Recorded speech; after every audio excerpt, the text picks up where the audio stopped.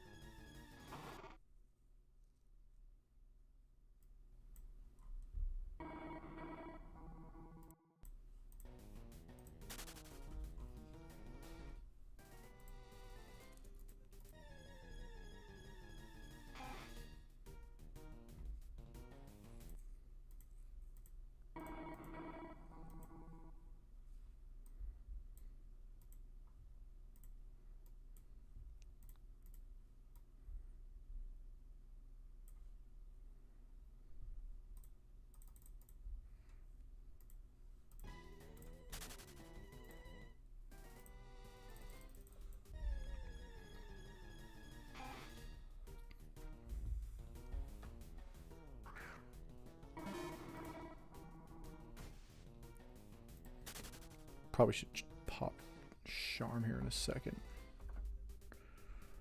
I've got a few.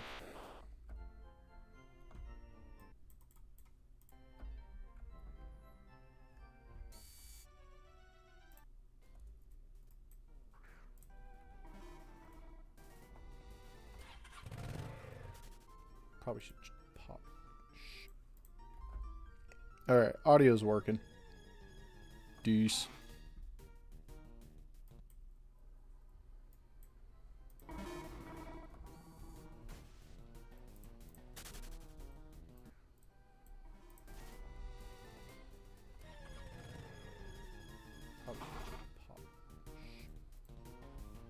Alright, audio's working.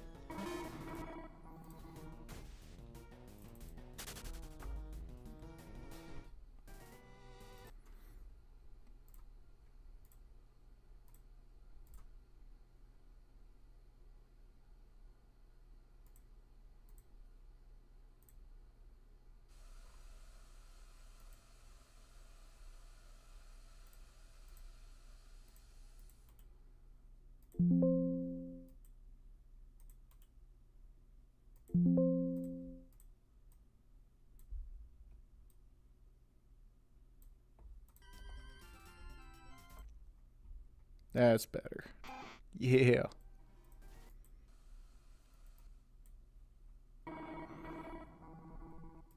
Is that full screen though? Just supersize it. Yeah. That's better. Let's get this charm going.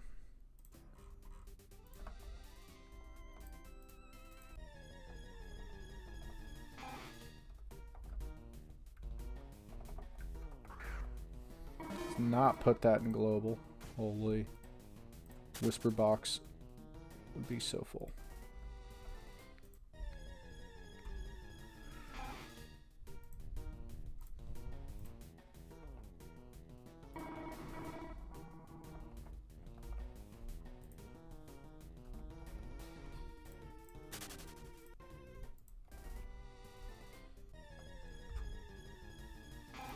Big Jock.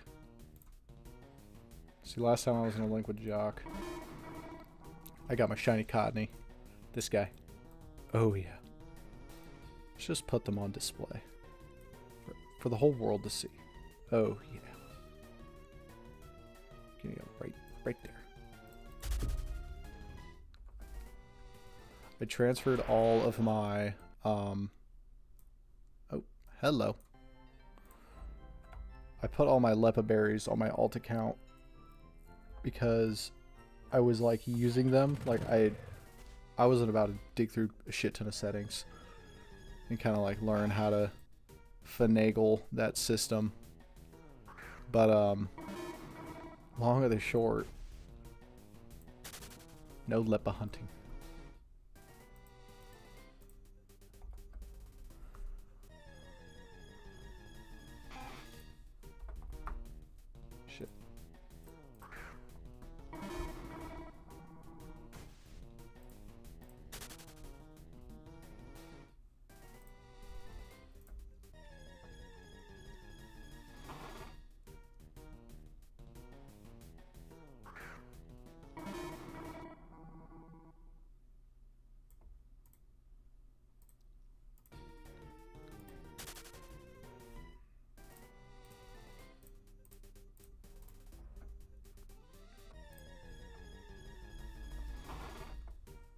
Good luck shunting.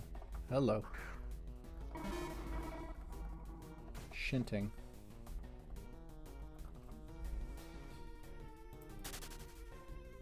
I'd kill for a Hot Pocket right now.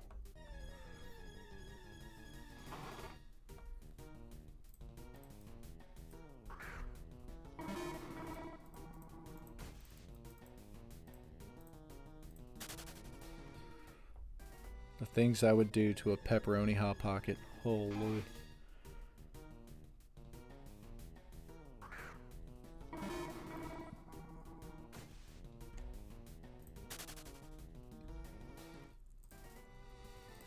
No more PP. No more PP.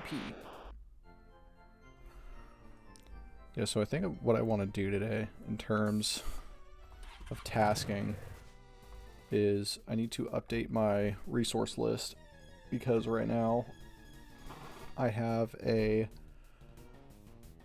set goal in mind of how many items I want to get before the start of Schwarz. And right now we're doing better than we were a few weeks ago. Like I had to stop shunting for a long time. Like this is my current right now is 21k. And I've been hunting Houndour and where's that damn giraffe? Yeah, this guy. So these three right here, hello, taking up all of my time. Just mainly this damn giraffe, but out here in Route 7 during the nighttime, you get better odds of a Houndour because it's 50-50. So you get half rat, half dog. Dog man. Dog rat. Rat dog. Rat dog. Boo!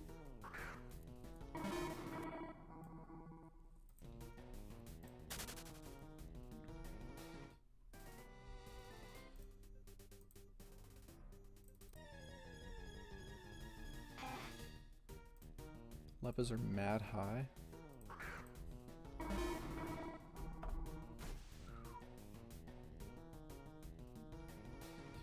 Yeah, that makes sense. That do make sense.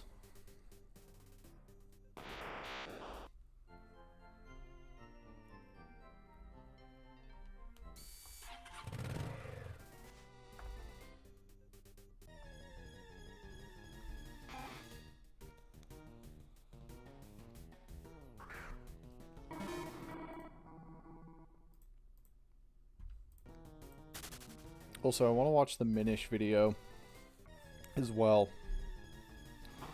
His most recent one. The thoughts on the newest dev drama / Pokemon boycott. Yeah, I saw Petrowski's video on the Pokemmo boycott, and quite honestly, I don't know if I'm going to participate. Like, it's going to be Monday, and I go to work, right? I work from 4 to 1. 4 a.m. to 1. And usually turnover takes like... Holy shit, did Jock hit? No. What the fuck? Some slight.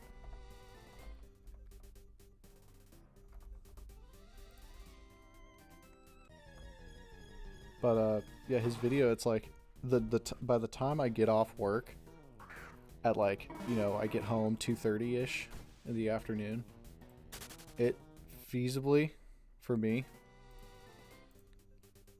I mean, like, yeah, I could participate. Like, it's not a bad, like, I watched his demands, like why we're doing it and what the demands were, but that's not going to stop people who are brand new from playing the game.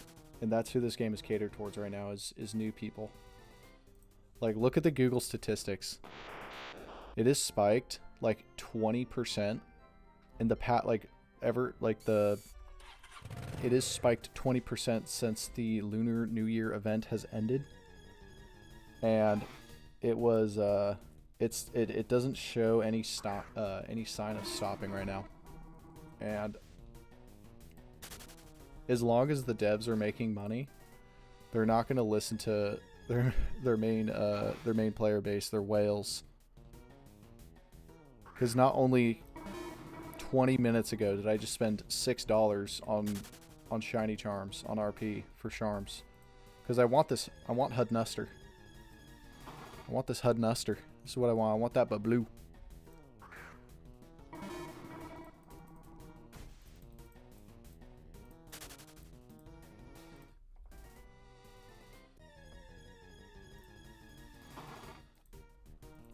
And you know, my desire to get a shiny Houndour or a shiny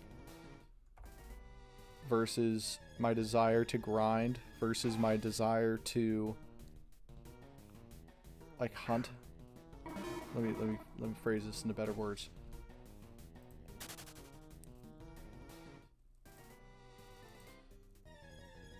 Let's think about this.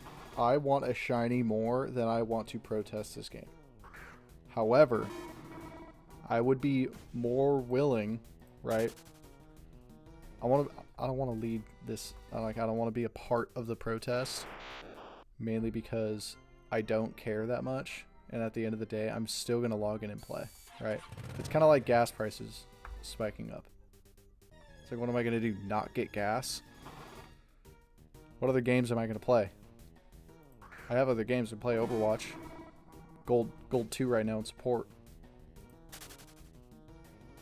But does that mean that my season reset, seasonal comp reset of my rank every new season? So it's like, why would I, that, I don't know. I don't really care. I don't really care that much is what I'm trying to get at. To me personally, participating in a protest in an MMO, I don't know how I feel. I'm very because I understand the demands, right? Like, we want to make the whole alphas, right? The guaranteed 2x 31 alphas 2 times a day has completely destroyed the egging market, or just completely destroyed the value of any 1 times 31, 2 times 31 IV Pokemon. It has completely destroyed the value of them, right? So things like breeding, or things like mainly breeding, right? Breeding competitive Pokemon, breeding raid Pokemon. Like October of this year, when the Halloween event came out, I remember all of September I hunted for Litwicks, right? I was hunting Litwicks, single encounter hunting Litwicks, and I was catching and training, breeding. I was spending a shit ton of money breeding, right? I would do my gym reruns for the day. I would do my trainer reruns, right? This is before the trainer rerun and gym rerun nerf. Because, like, why the fuck would you nerf that, by the way? Right, I would spend my time breeding and doing gym reruns, trainer reruns. I wasn't really too much into, like, item farming or, like, Lepa farming. I was kind of Lepa farming, right? But not a whole lot. And again, I was still like somewhat new to the game, and I say somewhat new, but I've only been playing for a year. I hit my 1 year Pokemmo anniversary 2 weeks ago, or about a week ago, 2 weeks ago. But in that October season, it was so easy to just grind, right? It was a lot easier. It was better then than it is now to grind yen than it is now. Because I would calculate in time my my shunts and my trainer runs, and the catching I needed to do, the breeding I needed to do, the items I needed to get from the breeders, and the time to breed these mons would all be scheduled into my day, and I had a predictable schedule, and I liked that.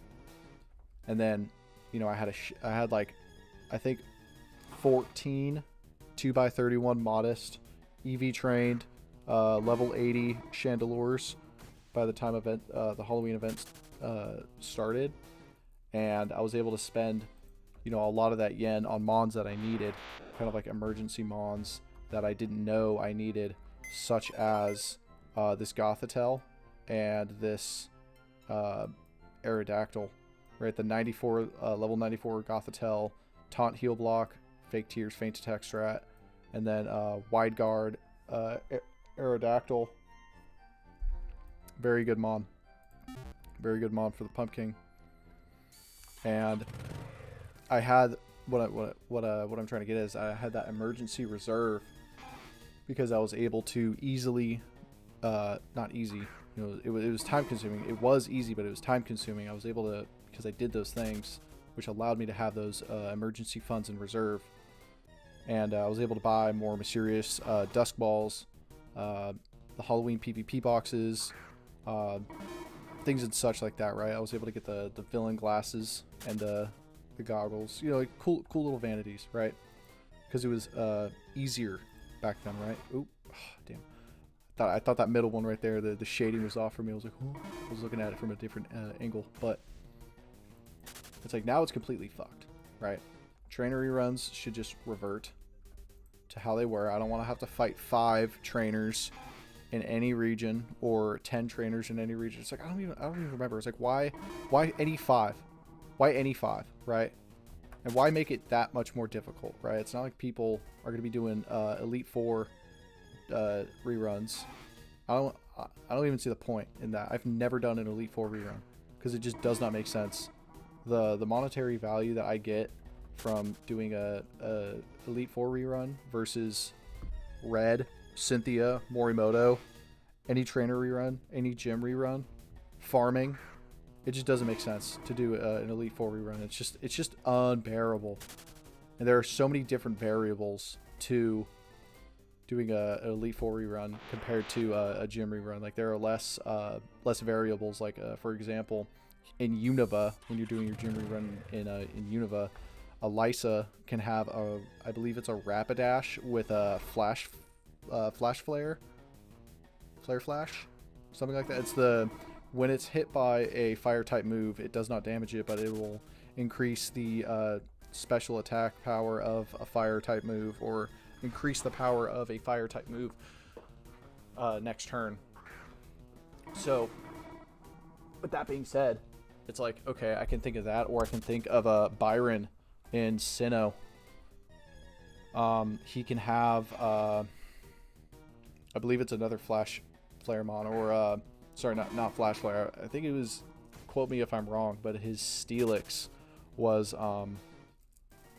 had, I think, enough damage, or it had enough HP where if your Tailwind petered out, it can outspeed and damage your Typhlosions to half, and Sun can go away at that point, and it kind of creates a pain in the ass. But you know, the solution to that is you just don't do that gym, right? You just don't do that gym. You don't erase the gym. You just don't do that gym,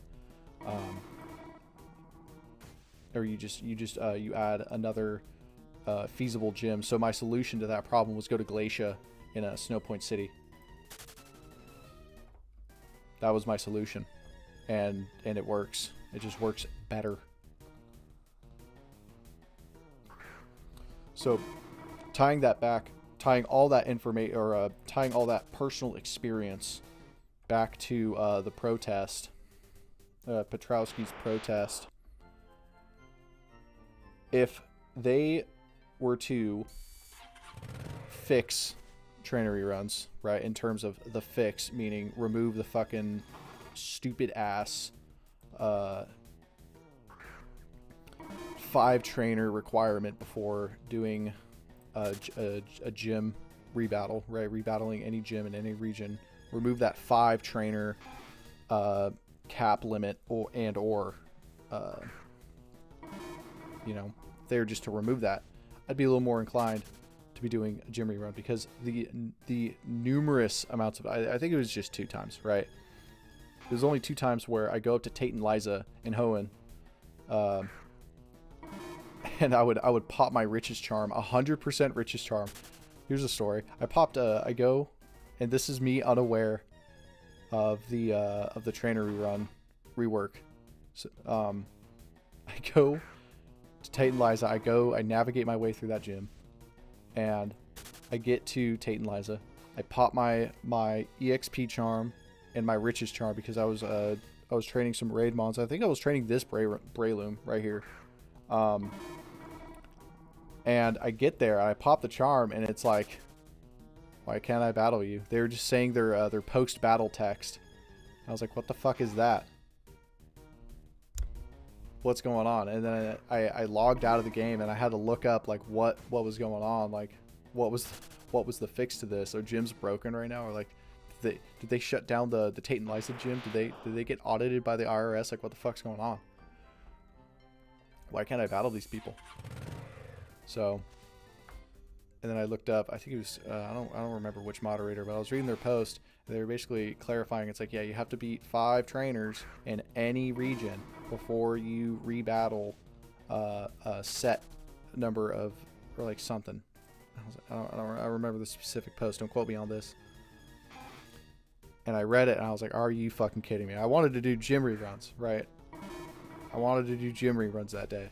I had my route set up. Homeboy, shit, I forget his name. I just watched a video of, in quotes, the most efficient route to gym reruns, and I wanted to try that out, and I just like fit this into my schedule. I have a very busy schedule. Very busy, man. I've got a job. And now I look at this on my own. I guess I'm doing fucking trainer runs, I guess. And then the trainers I had done prior, I couldn't do, right? I start in Unova, I do the two old people. And I go up to them. I can't battle those guys either. So I have to battle the twins and the fishermen, and like there are other 5 trainers on that route behind Undella Town. I think near Undella Bay. There are 5 trainers around there, and I rebattled them, and I was like, dude, I'm not making any fucking money. And then there's a fisherman with 5 fucking Magikarp, and my Cloyster, my Choice Band Cloyster, and my other Breloom. Like, you know, this Breloom's at like level 50 at this point, and I already EV trained it and whatnot, but I was just sitting there fucking miserable. And, oh, hello. I was just miserable. I hated it. And that's when I started griping about this game, right? So if they were to fix that as well, right, I would participate. And it's just one day, right? And this is why I'm kind of on the fence about this protest, is that I'm very on the fence. Like, if it's just one day, and you know the devs listen, right, and don't pull this shit, the torch, the pitchfork, like they did with Lunar New Year, which was super cringe. They were playing into the bit of not fucking, dude. They're like, guys, we're so sorry. Sad face emoji, sad face emoji, sad face emoji. We understand that you guys are upset, but we wanted to add things, big things, a lot of things. We added so many things that these things became sentient. Who fucking dude, I want to play this game. Fix your fucking game. Release it on time. Whatever, dude. So that pissed me off, and it pissed a lot of people off. And then when they finally dropped the event, when I woke up the next day, mind you, I'm on mids, right? I'm working late as fuck, 10:30 to 6:30 a.m. I go and I boot the event up, and it's, you know, it's out finally, right? A day later. I go to the shrine, right? I try to do some abundant shrine runs, and my inventory's bugged. I can't play the game. We do one battle, and then it just kicks all of us. Nobody knew what the fuck was going on. The devs were just like, well, we're looking at it. We're fixing it. And they're, you know, I don't know what they were doing, right? I can't say what was happening behind the scenes. But eventually, yeah, they fixed it 2 days later, a day later, however many days it was later. So it was just like, okay, let's go catch swarms. And then the swarms were so infrequent between spawns. Like the time that you would see a fucking Stantler swarm, or a Monferno swarm, or any swarm, was just like 15-20 minutes apart from each other. So it's like, okay, we're just playing Pokemmo, but there are these things going on. The PvP was cool. Seeing all the all shiny legendaries that aren't in the game. I thought that was cool, right? That's something, you know, it's like, oh wow, triple battle rotation, whoa. It was cool, but it's not something I'm going to do. I'm not a big PvPer. My greatest PvP feat in this game was going up against the #1 in the world at randoms, and I only play randoms PvP. Like, I'm not going to build and conceive a competitive team to go up against these heavy hitters. I don't have Heatran, right? I don't have Jirachi. Right? I don't have any legendaries. I don't care. Like, I'm not too big into legendary hunting right now, because the legendaries I want aren't in the game. What legendaries do you want? I want Giratina. I want Celebi. That's me. That's just me, though, right? Add Darkrai. Make a full release for Darkrai. Why spawn him for 10 minutes? Why make it 10 minutes? Oh, it would balance PvP. The PvP community, I'm sorry, makes up a very small percentage of this game. You know what pays the most in this game? You know who pays the most? You know who spends the most time doing a certain activity? Shiny hunters, okay? Shiny hunting is what keeps this game alive for the most part. For the most part. Okay? People like shinies. There isn't one person, I guarantee, if you were to say, hey, the next encounter you get is going to be a shiny Pokemon. Not a lot of people would be mad about that. It wouldn't be as earned because it's a given. But when people see a shiny Pokemon, they freak out. They're excited. They're happy. Oh my gosh. I have a trophy. I'm going to share it. I'm going to share this. I need to share my trophy with my friends. This is so cool. My first shiny right here. Boom. Miko. I was so excited to see Miko. Oh man. I was shiny hunting Poliwhirl in what was it? What town? It was in Viridian City, yeah. And yeah, they're all locked. I was so excited. I think I was under. I want to say I was either up, just slightly above the 30k for Polito, because I had just finished all 5 regions, and I wanted to find my first shiny, and I saw the pink and blue of Politoed, and I was like, holy moly, that is cool. Where do I find Poliwags? And I've discovered horde hunting. I discovered Lepa berries. I discovered how valuable Lepa berries were. I learned more about the economy. It taught me more. Shiny hunting taught me more about this game than anybody, than any YouTuber ever could. Personal experience and time in game has taught me more about shiny hunting than anybody ever could. Like the self-discovery of this mechanic, this convoluted and confusing mechanic, is so. It was just such a fun time. Such a fun journey. And that's why I keep playing this game. That's why I love this game so much. I love you, PokeMMO. But man, do the developers and the admins and the people, the red tape, essentially, is what pisses me off. I don't like red tape. When I play a game such as this, the last thing I want are boundaries. And cans and cannots. I just want to be able to. I just want to be able. I want to be free.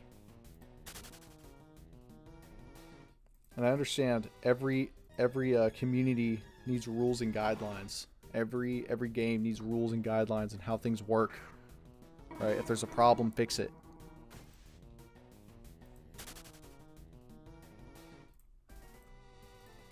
But it's like, oh, you have to battle 5 trainers.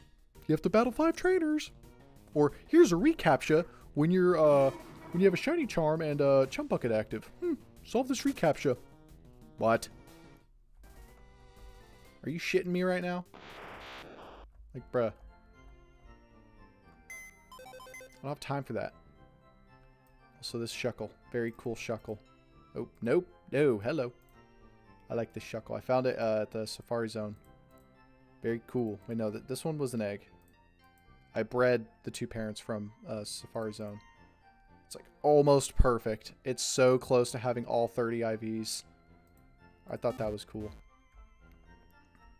See, I even got the Froggy from the Halloween event. Let's put Diego. Let me tell the hello. Tell the Diego story. So Magnemite, the shiny Magnemite here, right? It's a level 15 Route 38 Johto. That's where I found it. What I saw it as, level 15. I got it to level 100. You might be wondering, why the hell would you wouldn't evolve Magnemite into Magneton or Magnezone? It's because I don't like those shinies. I didn't hunt for a Magnezone. I didn't hunt for a Magneton, which I don't even think you can. But I don't know, maybe. Let's see. I don't even have I don't even own a Magnezone. Yeesh, yeah, this is another thing is completing the Pokédex is another one of the items for this week. But back to Diego. So we were deployed. My unit was deployed to a place called Diego Garcia, hence the name. Okay. The first time I ran in Israel, we're going at it tooth and nail. We were out there in Diego, essentially supporting the mission Rough Rider, and I was, this is probably my most expensive shiny too. Very expensive shiny out of either 2 of these. This is my most expensive shiny by far. I think I spent upwards of, because it wasn't on the game, right? It wasn't the money that I spent to achieve this shiny wasn't through the game. It wasn't through Leppas, because this isn't a Leppa hunt like Houndour isn't a Leppa hunt. The internet, okay, the service, cellular data is what I needed to hunt this Pokemon. And when you're on a remote island 30,000 miles away from home, it gets a little pricey, okay? The cellular service that is provided to you is heavily monopolized, and they can charge damn near whatever they want for data, because people want to doom scroll, people want to talk to their families, people want to stay in contact with the rest of the world while they're, essentially isolated from the rest of it. It is the most isolating place you could ever think of. But it's cool, because you're with people you know. And there are a lot of things to do. A lot of drinks to drink. A lot of food to eat. A lot of fish to fish. A lot of sports to play. A lot of exercises to do. That's mainly what I did is I ate and I went to the gym. I ate a lot of food. It's very expensive food, by the way. They monopolize that too. DFAC's only open for so many hours of the day. And if you miss that, right, let's say your bus doesn't come on time, which it should. A lot of the time it did, but those days and hours when it didn't, it hurt like a motherfucker. You were hungry. It's not like to say I was starving out there, but there were days where I did not make the DFAC, and the only meal I ate was 3 chicken breasts, 3 eggs, and 3 hot dogs, and a Gatorade at the PACAF.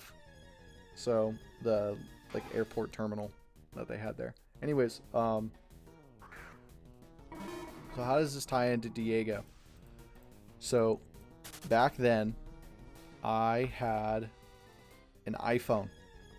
Okay, I did not know how to get PokeMMO onto my iPhone. However, I had a Retroid Pocket 5, which had Pokemmo installed on it. So I was able to, play Pokemmo using a hotspot from my phone to play Pokemmo on my Retroid Pocket. Oh, sorry, Conan. Sorry, brother. Team Cap.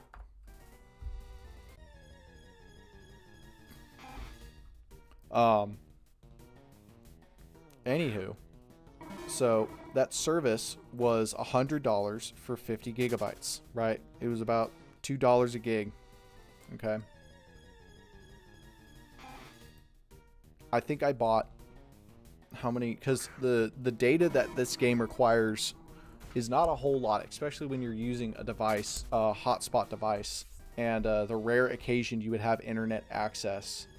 It doesn't take up a whole lot of data, surprisingly. But why is Progressive texting me? I don't care. Your accident alert is off. I don't care. You guys don't lower my rate if I have it on. If anything, you charge me more. So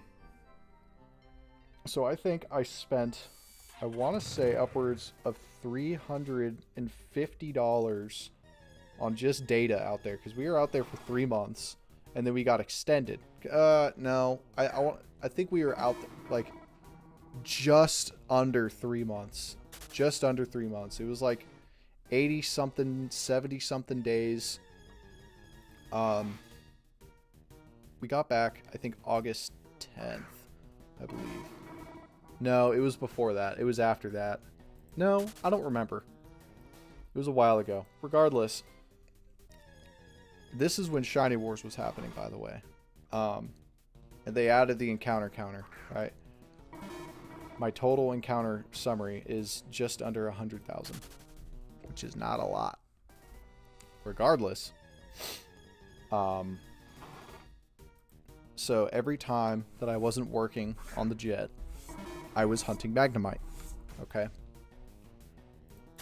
Anytime that I was waiting on crew to show up, I was hunting Magnemite. I brought my Retroid to work, and I was playing in the wheel well of a fucking B-52. It was awesome. Dare I say, the coolest shit. And I think I'm the only person to ever play Pokemmo on a deserted island on a Retroid. Okay, I guess that doesn't really matter. I'm the only person to have played Pokemmo and Diego Garcia, because everybody I asked there who was like kind of like into Pokemon, they didn't know what Pokemmo was. I had to kind of explain it to them. They're like, oh well, that's really cool. So I got like a few people to start playing like after they got home, because you know they also did not have Android devices.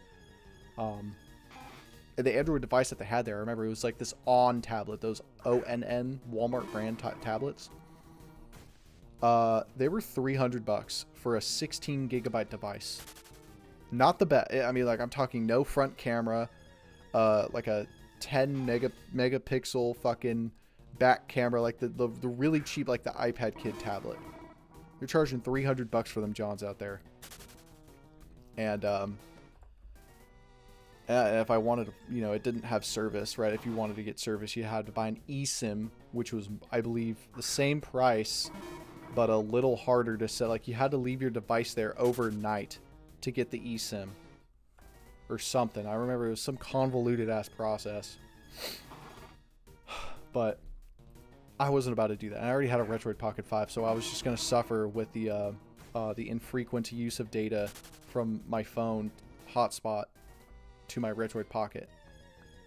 And eventually I did find it.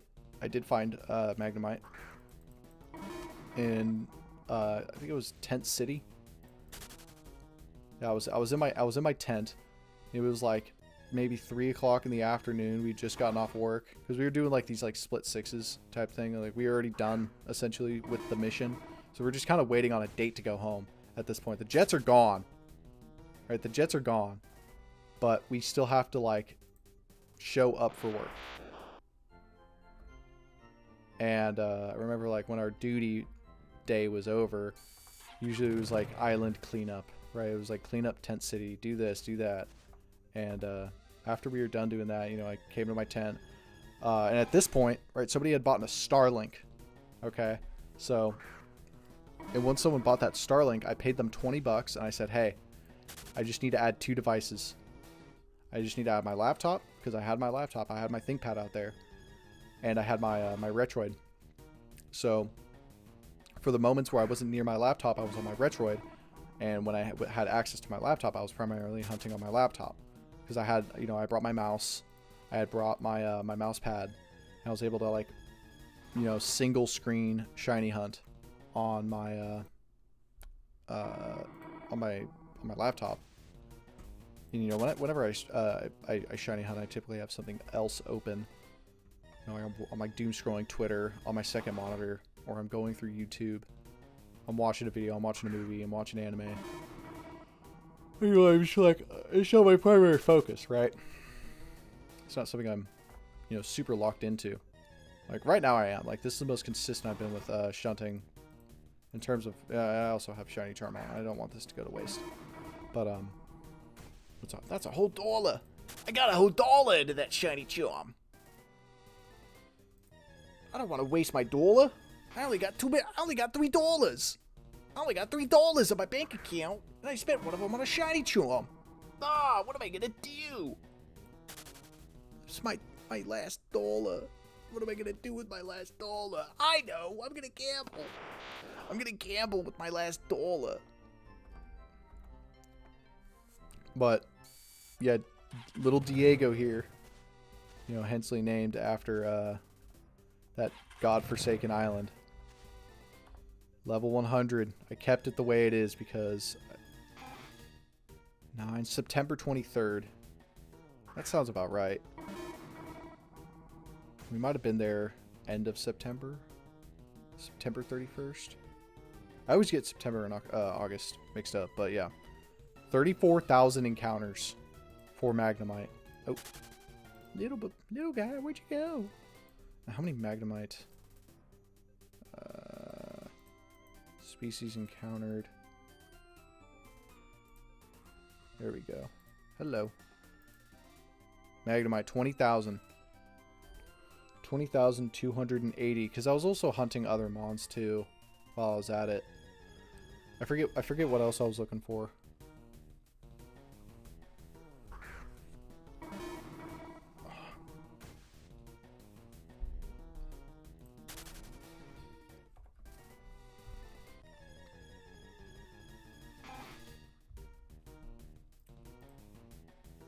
What other mons?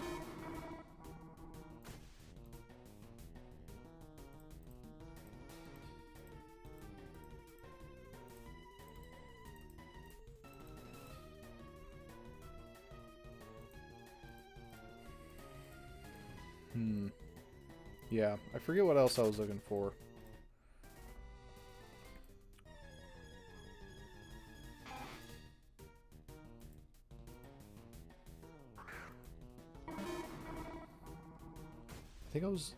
I want to say Snorunt was another one. And a lot of these are kind of just like EV training. Golett. Golett was another one. And Cubchoo. And then I got bored very, very quick, as you can see, with Golett and Cubchoo. But I wanted Magnemite. I wanted Magnemite so bad. 19 minutes. Can I get 100 encounters in 19 minutes? 3x forward, I think I can. Round that off to a nice 4K. Where am I at? Teleport. I also need to EV train Q-Tip and fix his IVs. Or his EVs. Kind of all over the place. But, yeah, Q-Tip. Good old Q-Tip. Quiet. Very cool. Special defense. You know, the IVs aren't the best, but, you know, it's a little Q-Tip. It's got a little blue cotton buddy. But the black, blue, and the white is cool. And then Cottony was orange. Cottony was like kind of like a darker off-white cream, and then the leaves were orange. And then Whimsicott was, you know, the black and blue. And I was very like, oh, do I evolve this to, you know, do I keep an Everstone on it and get it to level 100 like I did Magnemite? Or do I evolve it? And then I settled on evolving it because I think not only is it useful for raids as well, because I did use this hunting for, what was it? I think I used it in the Zebstrika raid for Lunar New Year. I thought that was cool, you know. My dream shiny, though. I will show you my dream shiny.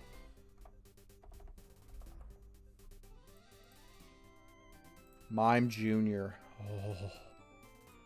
The elusive Mime Jr. I would name it Mint Chip. Mime Jr. Oh. I have one. I have a shiny Mime Jr. on my Pokemon Platinum copy. And the coolest thing about it, took me one encounter. A single encounter egg hunt for Mime Jr. Not a lot of people are able to say that. Their first encounter was a shiny.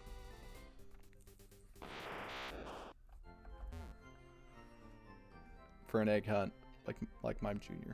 Or like Igglybuff or any of the, you have to give the odd incense or the incenses to the mons that have like a Sudowoodo, I think has one.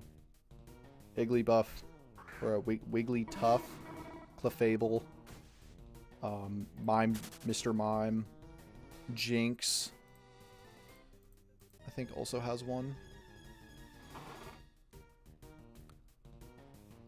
What am I going to do in the morning? I think when this clock hits 3, I think 4 or I think it's 4. When this clock hits 4, then I'm going to, or at the end of this charm. I don't know, maybe I might do another charm. I do not know. So did I?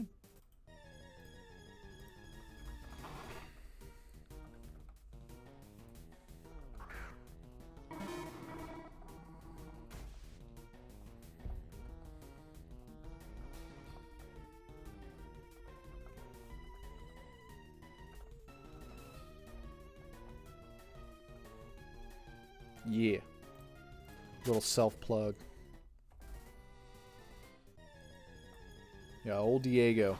Old Diego was the most expensive shiny by far. $350. Not spent in-game. Right? Not spent in-game. Just, holy moly. Mi papi chulo. Si, senor. It will get shiny. I will get shiny right now.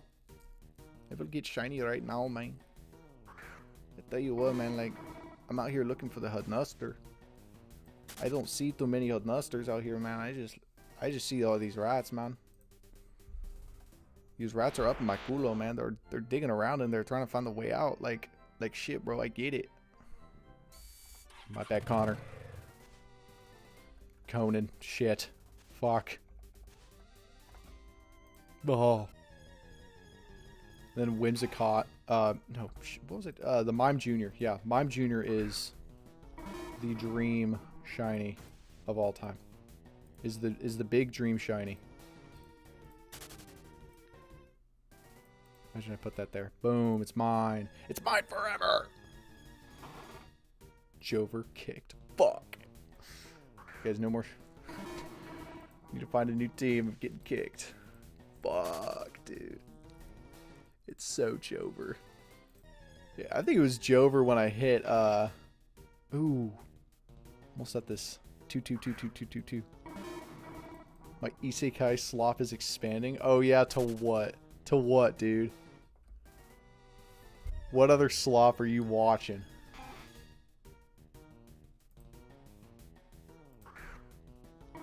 The most slop. Chilling in my 30s after getting fired from the Demon King's army is my newest fixation. I've seen that. Haven't watched it. I started watching Madoka Magica. I've just seen a lot of stuff about it recently. I was like, okay, I'll give it a try. I watched the first 2 episodes. I was like, what the fuck is going on? The art style is cool. I love that art style. Very unique. Where'd my...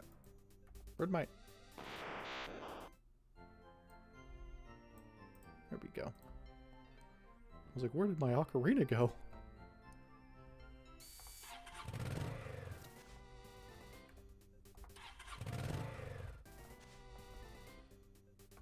Magnemite's watching my back.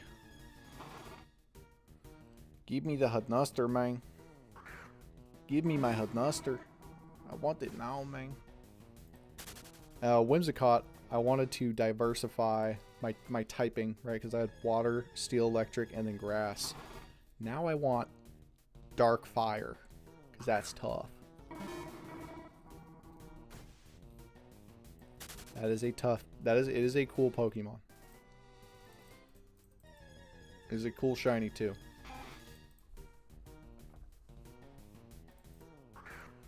Houndoom looks cool. Houndour looks cool. We're just gonna keep that up there, okay? We're just gonna remind ourselves. Yo, yo, yo. Asajo. Mi amigo. Feliz cumpleaños. Feliz jueves, by the way. Feliz jueves. It's Thursday. I think jueves is Friday. Not huevos, but jueves. Huevos is balls. Or egg. Don't remember.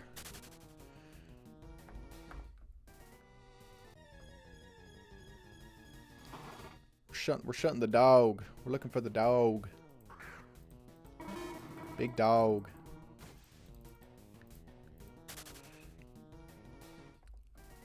Big Houndour. Jueves is Thursday, my G. Well then, well. Happy Thursday. Because tomorrow is Friday.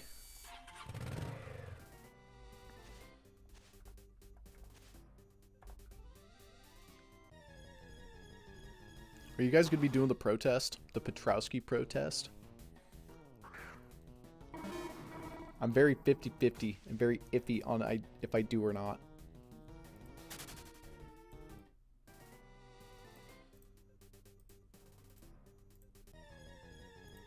First shiny ever. That's cool. 13k encounters, not bad. Hit him with a solid GG. When you're a student like me, every day is Friday. Yo, true. Who's Petrowski, a Pokemmo athlete? He's something like that. You could say he's an athlete of sorts.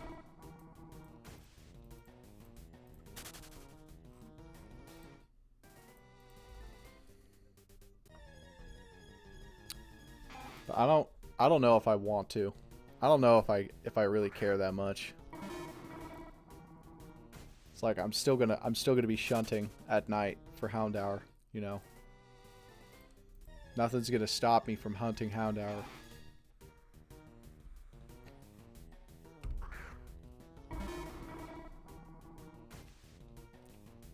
He's the brother of Bin Laden. He is kind of a Haji. He is kind of a Haji terrorist.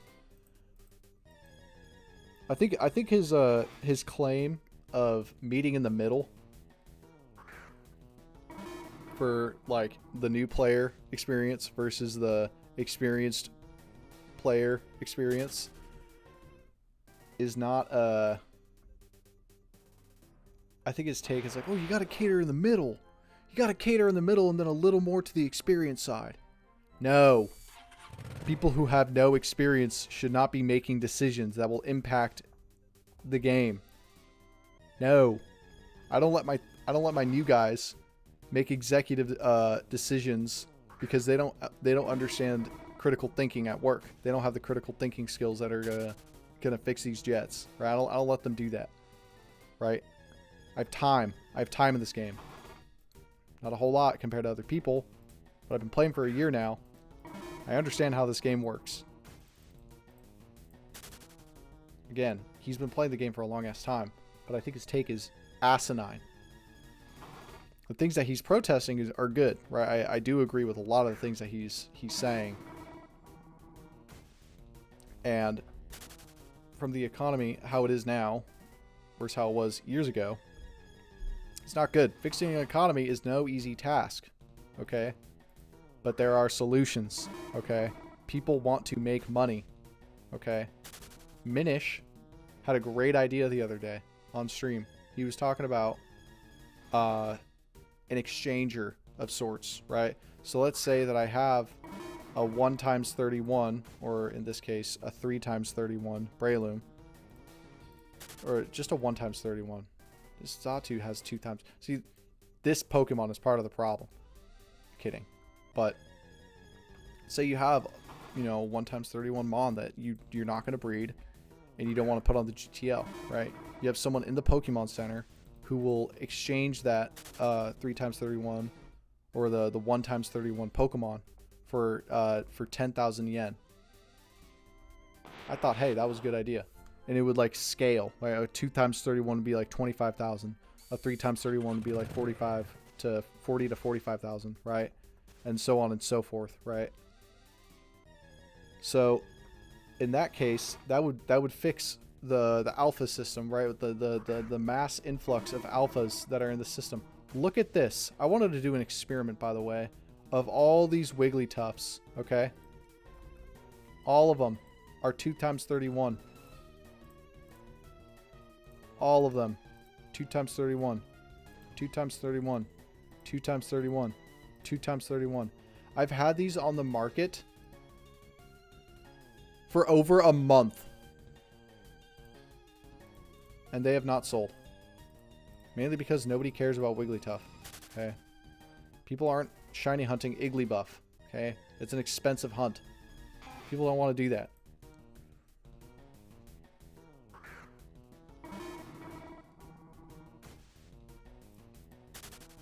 So that solution that Minish had would fix, I think, or would help alleviate the problems that we're having right now. People would be able to build up more funding, right? Have a little bit of more reserve yen in the bank, which I think would be good. I only have 100,000 yen. A lot of my yen has been going into supplies for fossil hunting. Repels. A lot of repels. And magnet charms, which, by the way, are fucking nerfed. Let's talk about that for a second. These magnet charms, right, that promise, you know, yeah, right, 10% boost, item magnet charms, 100%, right, you're supposed to increase the chance to find an item in a wild battle, okay, sure. Explain to me how every time I have used a magnet charm or have been part of a magnet charm link, I have found less items in battle than I have when I wasn't in an item magnet charm link or was using one. That does not make sense to me. And maybe I'm just unlucky, right? Maybe I'm just an unlucky prick. Okay, maybe I'm an unlucky freak of nature. Okay. I must have pissed someone off. Okay, I must have pissed off Jesus in another life. Okay, and I have been sentenced to no items in my magnet charms, right? Maybe I did something like that in another life. But it doesn't make sense to me. Also, we just hit odds. No, we didn't. We're over odds. For, yeah, whatever. Not really. It's always one of 30,000. Really? Shiny hunting is just 50-50, yo. Shiny hunting's 50-50. It's either you do or you don't.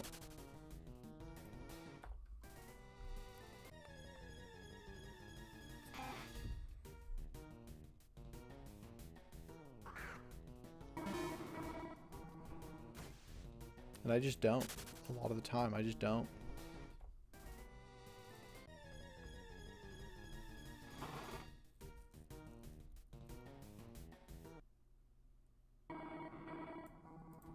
Also, is the audio good for you guys? If you're in chat.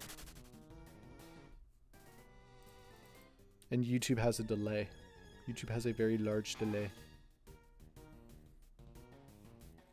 I think it's like a 9-second delay. If I'm correct.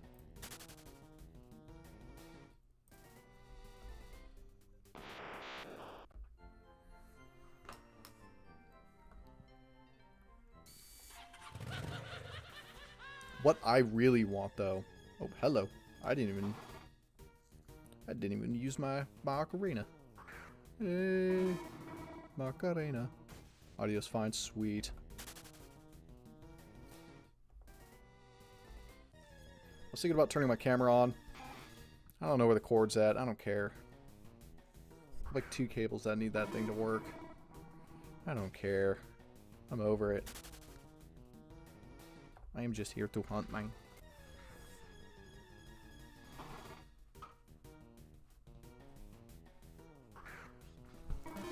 Will tell you, I am hungry.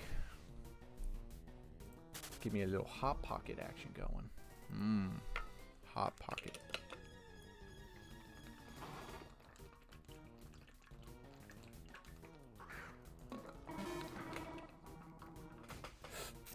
Also, I've been up and at it since like 7 o'clock today. Haven't had anything to eat. I had a white monster and a Zin, and I went to my foundations course. I sat there for 2 hours and then left. They're like, okay, guys, this is how you need to be a leader in the military. Oh, okay, cool.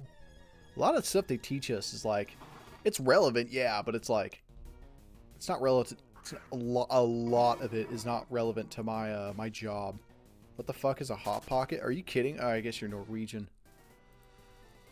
And I guess you Norwegians, Norwegian, Neanderthal. Yeah, you Neanderthals don't know what a hot pocket is, but it is to be blunt.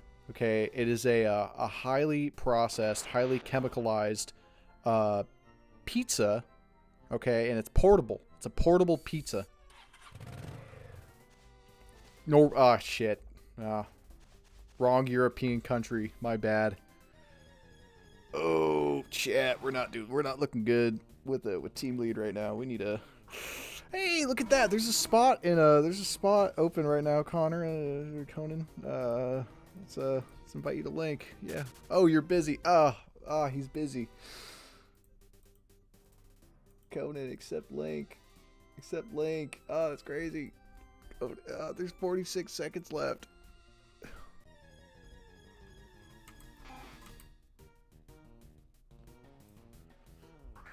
It's really good. Okay, it's like pizza. It's like an inside-out pizza. Okay, it's either that or I go through my meal prep and I eat my meal prep, which I made for dinner. Which, by the way, I need to tell you about this. It's not Jover.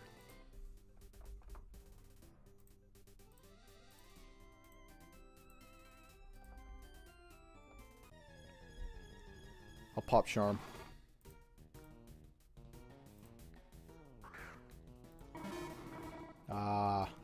Time's up. Time's up.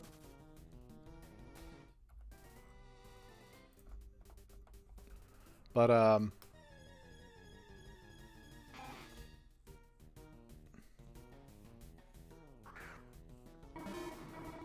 damn, what was I talking about? I was thinking about something. Yeah, courses, right? So these classes that the military sends you to.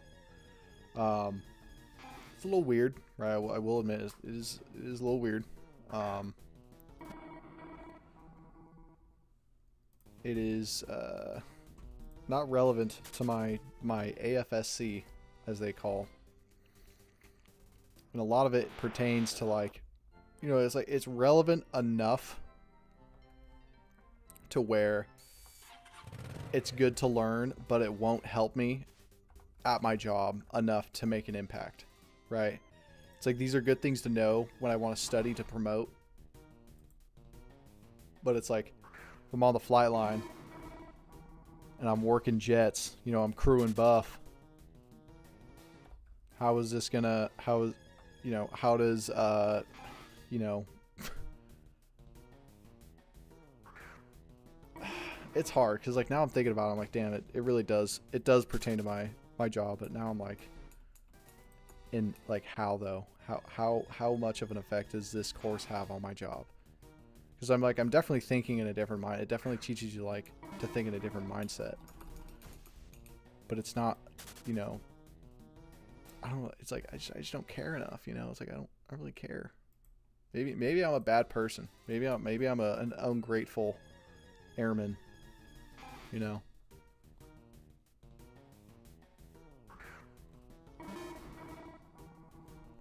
But anyways, my instructor today was like, okay guys, we're gonna be here for like 2 hours. We're gonna watch 2 videos. We're gonna do an exercise. Okay, you're going to analyze situations and things that happened a few years ago, and then you're going to relate them into how like what went wrong, what form of critical thinking wasn't used here, and then you're going to make an explanation of what not to do in the future. So that's kind of what we did all day, and that took 2 hours. And she was like, well, that's all we have for the lesson plan today. Go home. Sweet, cool. Awesome. I was like, you know what, I'm going to stream today. I'm going to do that. I'm going to stream. Mr. Streamer.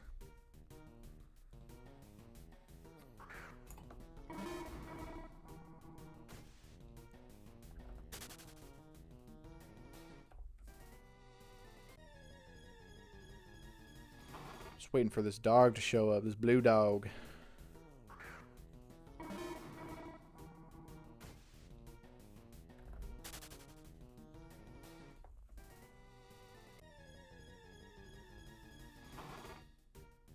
Oh, I remembered what I was going to talk about a second ago. Few minutes ago, actually. So, there's a game mode idea, right? We were just kind of like Pokemon Mystery Dungeon in the Abundant Shrine, right? And what this game mode essentially was is like you go through these floors, right? You can either do like a link group or you join up with randoms.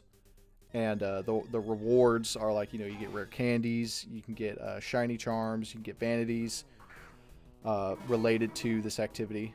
You can get certain awards, you can get certain Pokemon by unlocking certain floors.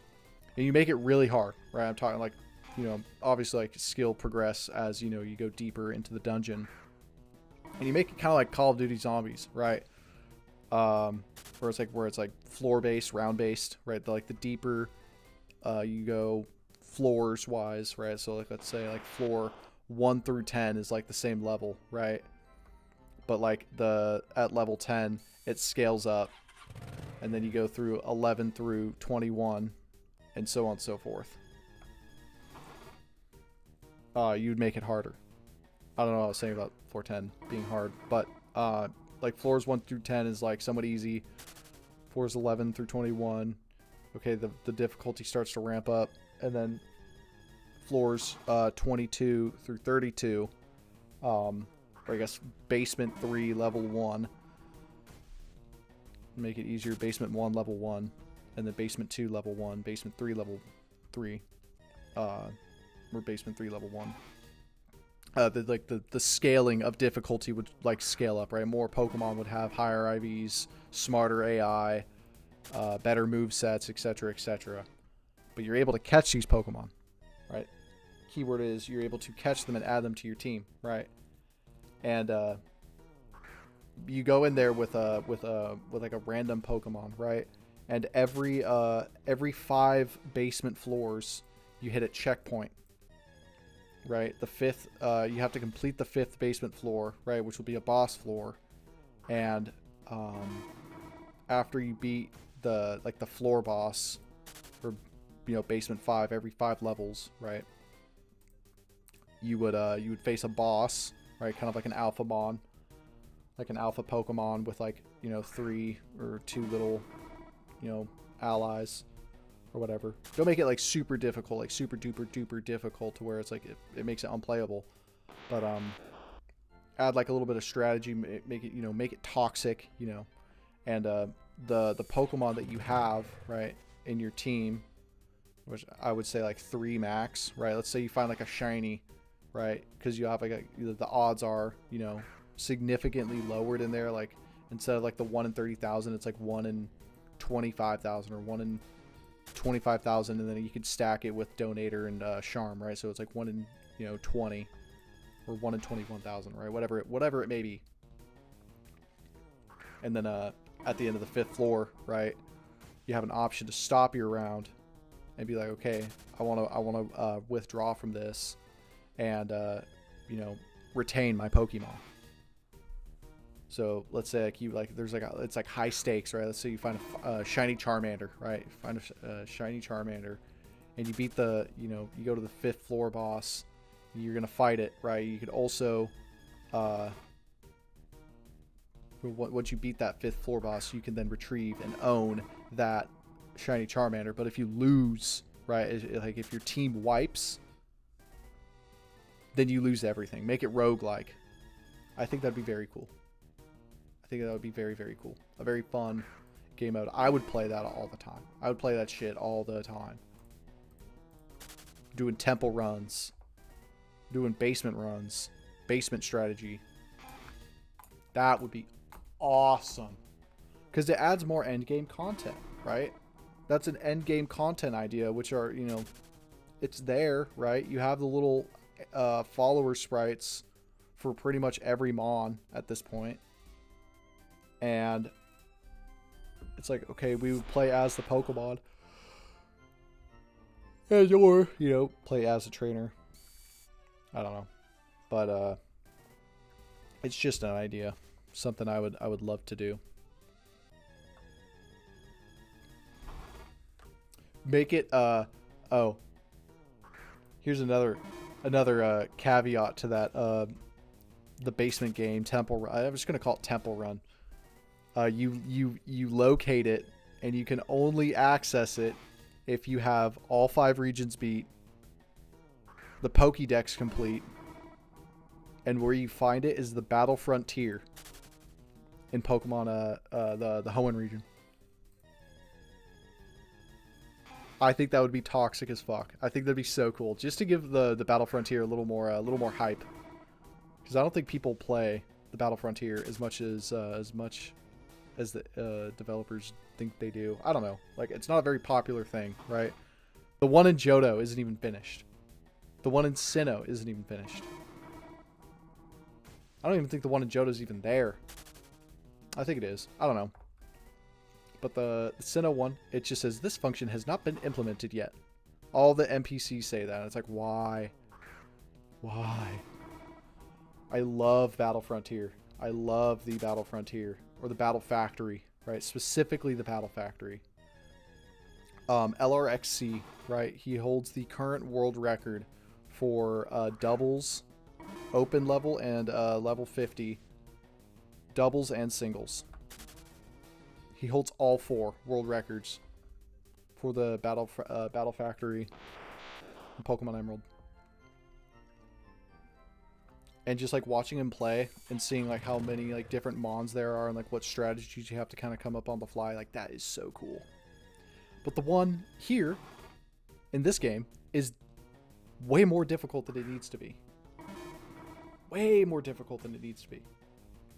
Like tell me why the first battle I'm going up against is against a smart AI trainer. Like, it should be like, they should be dumb as bricks. Or maybe I'm just bad. Because I know that in Pokemon Emerald, right now, if I were to boot up my Pokemon Emerald, I would be able to get to at least round 3 or 4. No issues. But round 1, level 1, a Battle Factory here is difficult. Also, the UI. Let's talk about this. The fucking UI for Battle Factory is dog shit. Like, I'm gonna go there right now just to prove my point. Like, I know that it's 2:30 in game, but I'm gonna go there just to show you how much this pisses me off. Because this is ridiculous. It is so horrendous to look at. Channel 5 is empty. Alright, so we're on our way to the Battle Factory, the Battle Frontier in Hoenn, right? Let's go doubles, right? Let's go doubles open level, okay?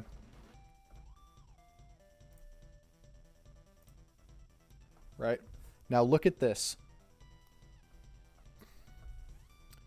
No clear favorites, free-spirited and unrestrained, okay? Look at this shit. What is this UI? Okay, I can click here and I can see all the mons. Okay, cool. I can list them out and I can analyze my team this way, okay? All right, I can see the moves, right? The IVs are all the same. They're all level 18 IVs, right? EVs are 252, right? Moves are what really matters, okay? Because there's different versions of every Pokemon, right? There's you have like Starmie 1, 2, 3, and 4. 1, 2, 3, 4, 5, I believe, right? But it's like, okay, I like this Gyarados, okay? It has Intimidate. What else? Clefable, kind of, not really, right? Starmie's good. Technician Mr. Mime, that's kind of a hard ball, right? It's a hard ball play, right? So the only good Mon that I can like guarantee right now for sure is staying on my roster is this Gyarados. Starmie is really good, right? Where's my electric counter? Donphan, right? Now, when you're on mobile, however, okay, when you're in mobile, it's a lot different. Okay, let's just do a battle for an example, okay? So my team was Donphan, Starmie, and Gyarados. Okay. And this is how I set up my team for... Okay, Slowking and Ursaring, okay? The defense, the attack drop from Gyarados is going to be good, okay? I wish this Donphan had Protect. That is fine, though. Okay, what I'm going to do... There's a lot to think about, okay? Now, the UED does not favor swapping. So, I, personally, I don't know if this Ursaring has Guts or a different ability. It either has Guts or Intimidate. Okay, I'm assuming it has Guts. Okay. Last thing I want it to do is get a boost from Flame Orb. Okay, I'd rather make it slower, right? Speed control. It also doesn't tell us our speeds, right? Yeah, I can't even click them, right? I can't even see how much speed they have, right? It's a feature in randoms PvPs to see how much speed there is, but in here it's non-existent. So this would either set up or Gyarados is flying, so it won't be hit by Bulldoze. We're going to use Bulldoze and drop the speed of both these two just for speed control. And then we're probably going to swap into Starmie. See what Slowking does. Sturdy. What the fuck is that? Why is this Pokemon so strong? Okay, the Ursaring drop, good. Mucho bueno. We like that. Also, Scald. It's not going to be too bad. But also, Donphan only has 1 HP. I'd also like to keep it alive for another speed drop.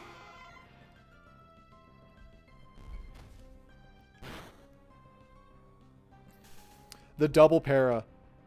The triple para. Holy shit. I just got a free swap. Okay, so that is a very rare example of what can happen when we're just gonna fuck this Ursaring up. Okay, actually I'm doing pretty good this round, not gonna lie. This battle.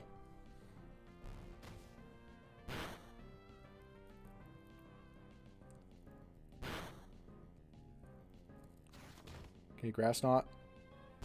Not the best. I think it doesn't tell me how much percent it does.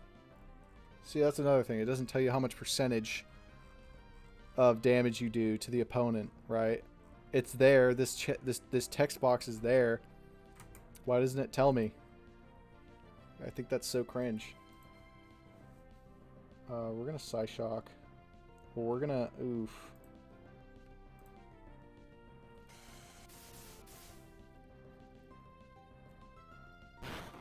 We like a crit. We like that. Okay, Mence. I have Ice Shard on.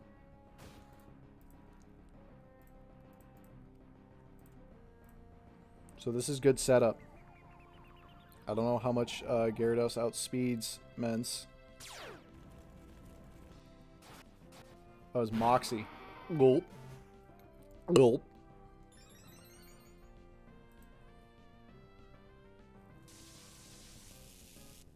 So now it is slower, and my Donphan, with 1 HP, might be able to make it happen. Now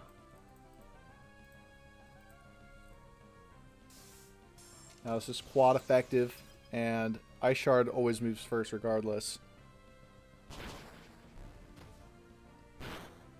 So it has 2 rolls to go through. It's Confusion and Paralysis. I don't know why it did so much damage to itself. I think it's because it was +1. But Tire. Okay. I think I got my point. What? No, damn it.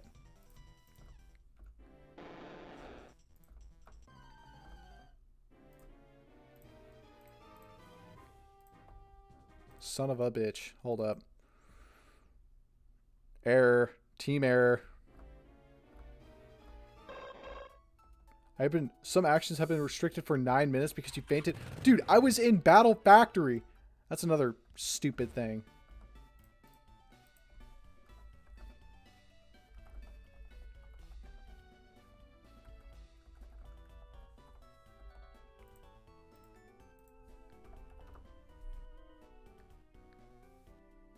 Go back to Kanto. But yeah, I think I made my point very clear.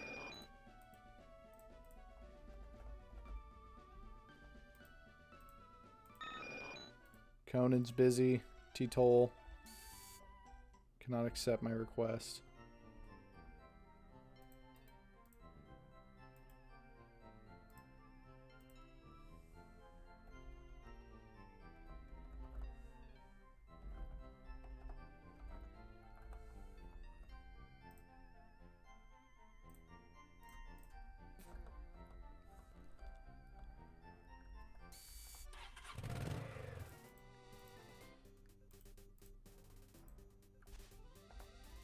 I can't...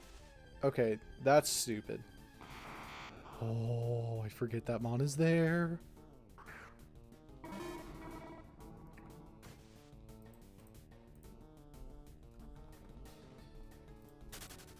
Well, I guess we're just hoping, I guess. Unpin this stupid rat. Pin the dog.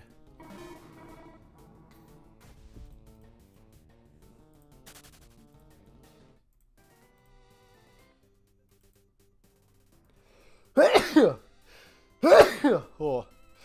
Ay, ay, ay. Yeah, if I find a shiny Abra, I'm throwing a ball. Master Ball. Now, does it keep my original... it doesn't. I think.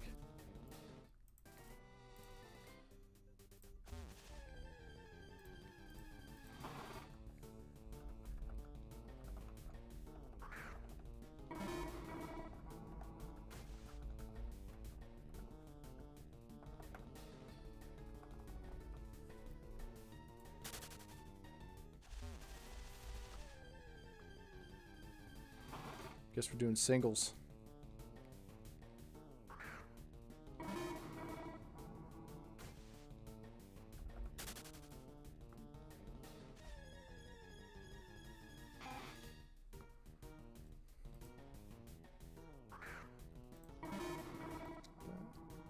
Right there. Put that right there. 6 minutes and 50 seconds. Because I fainted when disconnecting. I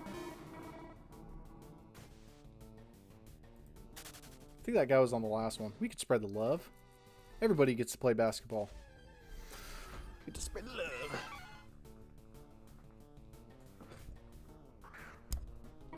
If I'm going to be doing singles, I'm going to go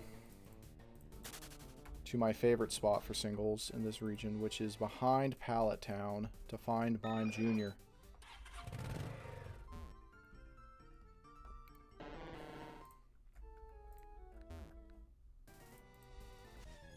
Hello.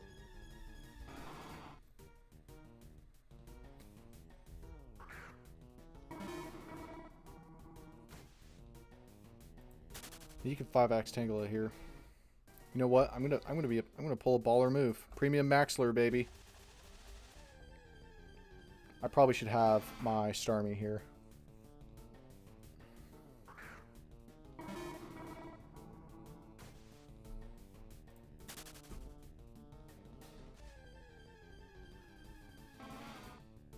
I should probably bring my Starmie. I'll repel my way to the Pokemon Center. Repel. Grab Starmie. Oh no, I wasted 20 steps of my $2 premium lure. What in the world will I ever do? Because I'm not really stressing on the nature of Mime Jr. when I find it, because I will. Okay. I just want to see the Mime Juniors.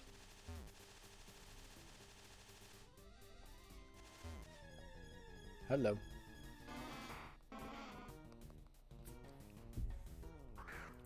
Also, speaking of nature, Modest Politoed, kind of goated. Yeah, Modest Politoed, kind of goated. But I don't got that IV. The IVs don't really match up where they need to go. Also, the 2x... or which one? Did I ever have a 2x31? I don't. 2x31 shiny. That would be tough.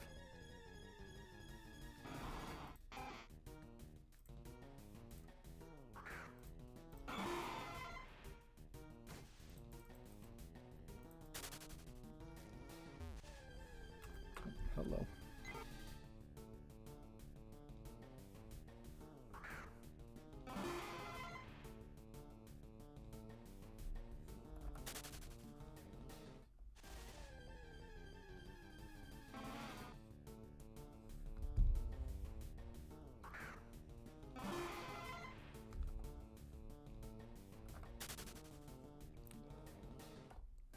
Three minutes, 35 seconds.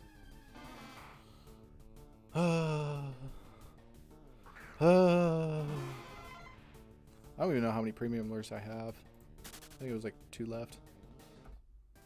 I got like 3 left. Give me the mime. Let's see that mime.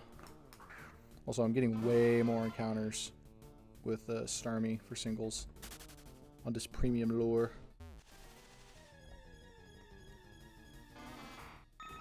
As I make a loop. A loop in this spot is going from either up, like a full up. I'll show you. So if I were to go to the end of this block right here, or that block right there, to basically full left, full right, full up, full down, that's a block or a loop.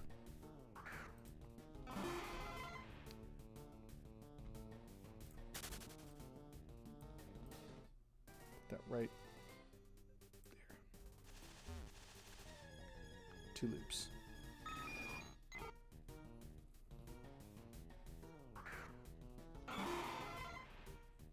Which, another funny thing is, with premium lures, you have a 10% chance to encounter lure exclusive mods. Small hordes may increase in size. Also that 25% secret shiny. 1 of 16. That would be so tough.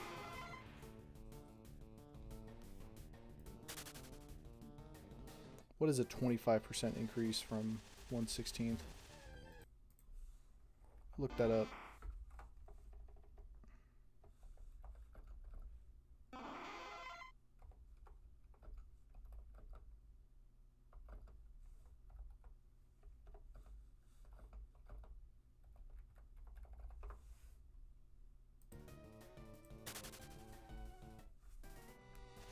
Or a 7.8% boost. 5/64th. Still not the best, but regardless, that's so cool.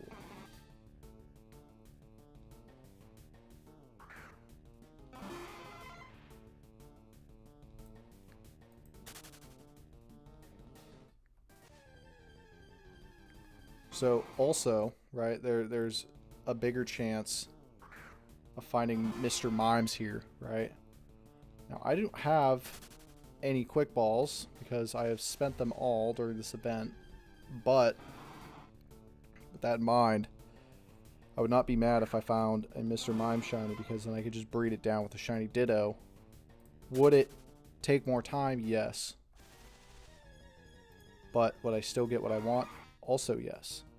There's also a chance of me finding a modest Ditto or a modest Mr. Mime. I would ideally like modest, but again, it doesn't matter. I just want to see more Mr. Mimes. There you go. Right there. Right there. That's what we want.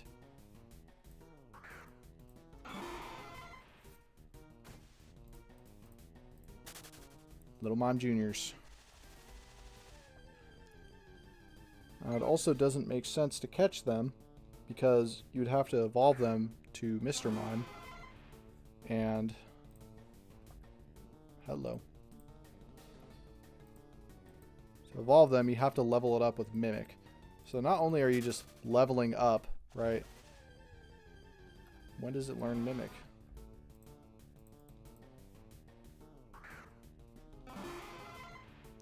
Yeah, level 16, right? So you have to get it to level 16 with Mimic on it. And then you have to level it up again. It doesn't register for some reason, because that's happened before. Or if you just don't do it right. But, you know, that's why we don't catch it. That's why we don't catch Mr. Mime Juniors. We catch Mr. Mimes. That's what we like to see. I would love to see a horde like this. I don't think you can horde encounter Mr. Mime. Yeah, they're all lure, rare, or uncommon.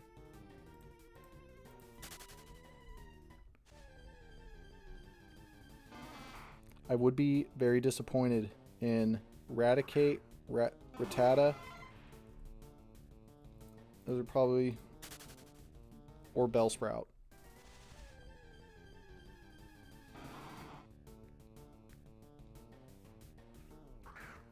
Probably my least favorites.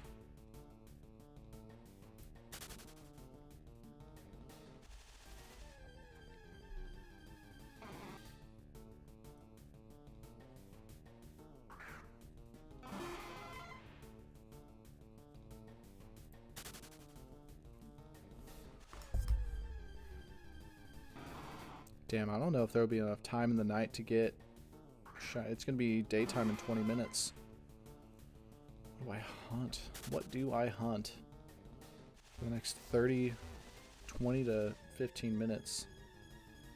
Once it turns daytime. I don't know. That's a hard call. Nighttime only lasts an hour and a half, which makes me a little annoyed.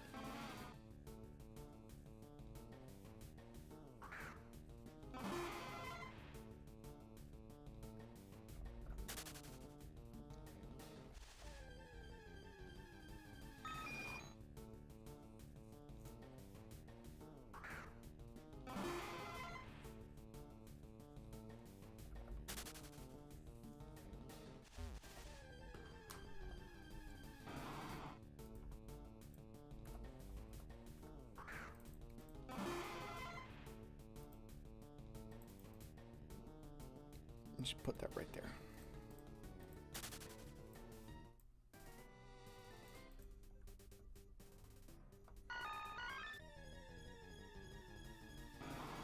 Oh, it was anything I could, yeah, I could use premium or my sweet scent ocarina again.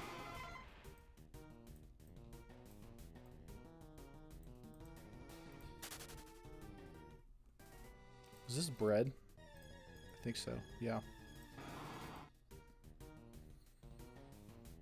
Wow, 2x31. So tough.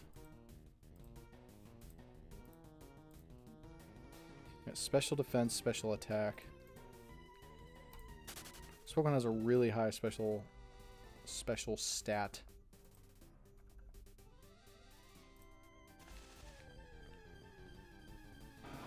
Special defense, that is. But yeah, I like the green and the pink on this. Oh, it's so cool. Looks like mint chip.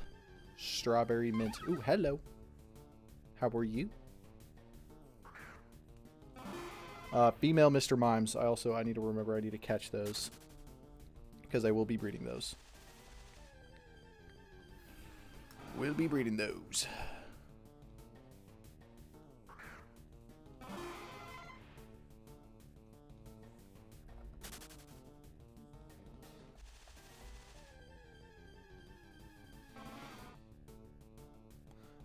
And I believe in Johto, where you can hoard licky lickies or licky tongues,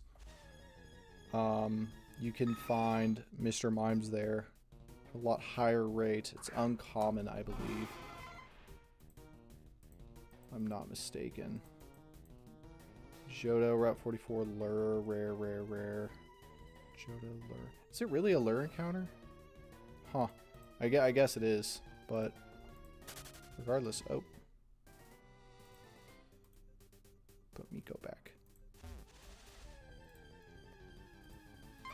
Hello. Hi there. You're not green. Also, the pink on here versus the pink on there, very different. It's like a lighter shade of pink. And the non-shiny is like a little darker shade of pink. I like a light pink. Tickles my brain. Oh, hello! I see, that's what I want to see every time. And they're all male, level 38. Wow. That's rare. Huh? What are the odds of that? That's cool. All level 38. Mime Jr. And they're males.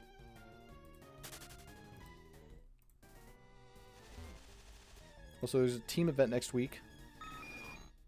Team Ditto event.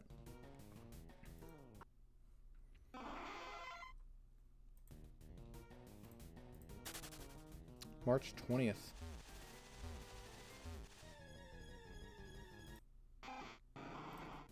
Next Friday.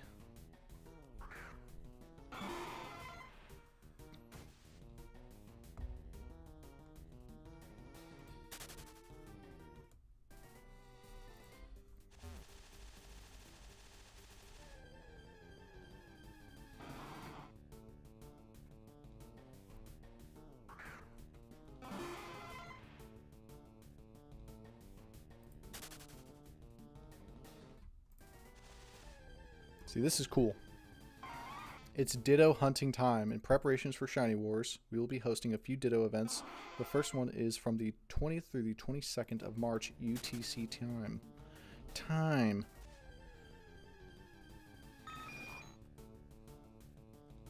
Rebecca Mystica. Thank you, Becca. Big Becca in the house.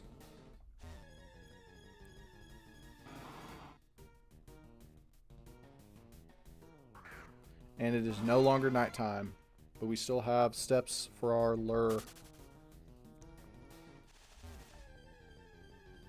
So we will use those out and then move to another location.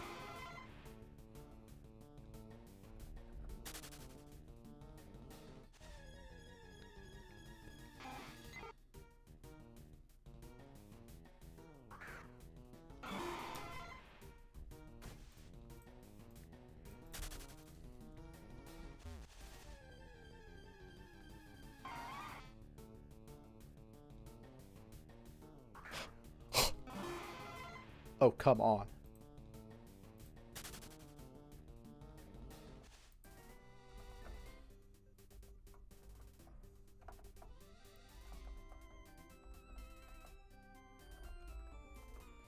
I will be right back because I'm going to throw that Hot Pocket into the goddamn air fryer. Yurt, yurt.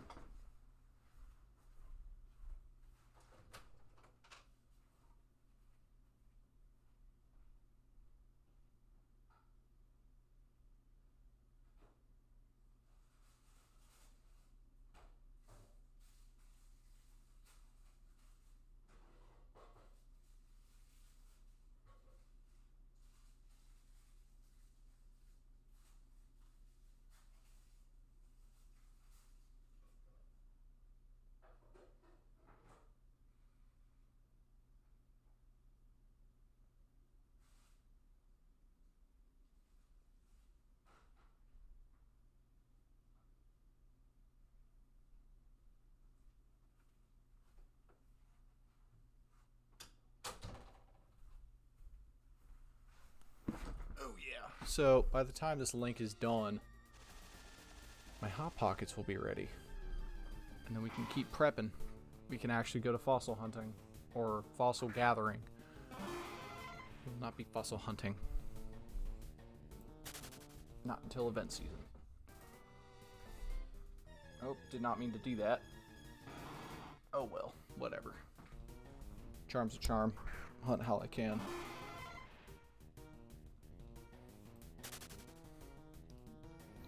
I actually...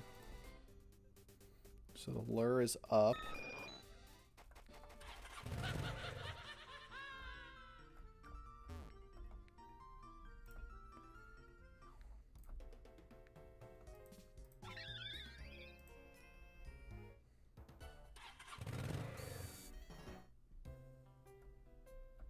We'll do a little side hunt while we're at it. Where's my barrel? You go here. Hello. Where do you go there? You gents shall go away for now. Kleptomaniac is online. Nope, we need you for defog. We have you for rock climb. I don't need another Smeargle. I don't need another false swipe user. Or I do, because if I encounter... If I would need... If I encounter Spiritomb. Damn. I guess I'll just be smart and not fucking...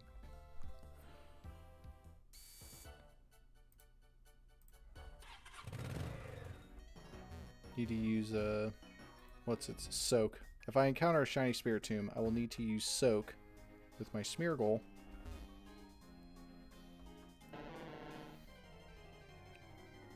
Graveler. Also, Shiny Golem looks cool. I don't care what anyone says, I think Shiny Golem looks cool. Yeah, it's Hot Pocket time, dude. Sorry, I'm just now reading YouTube chat.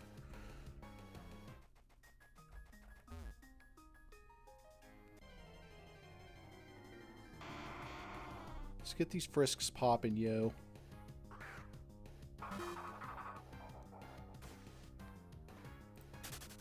No item. Also, look. This is the current fossil inventory. Okay? It's nothing. I need about 100 of each.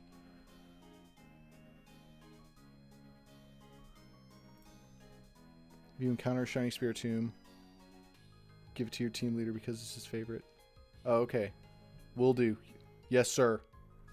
What about... Okay, hear me out. I give him the 101 Everstones that I have. Actually, this will be funny. I'll put that right there. I can't put that up. What? Whatever. I wanted to put it in my hotbar and like flex how many items I had. Guess not. You know what? There's some sweet sense I could do here. Just while I'm on the way, you know? I might as well. I might as well. Electabuzz, Float Soul. Might as well. Float Soul's cool. I think that's a cool shiny.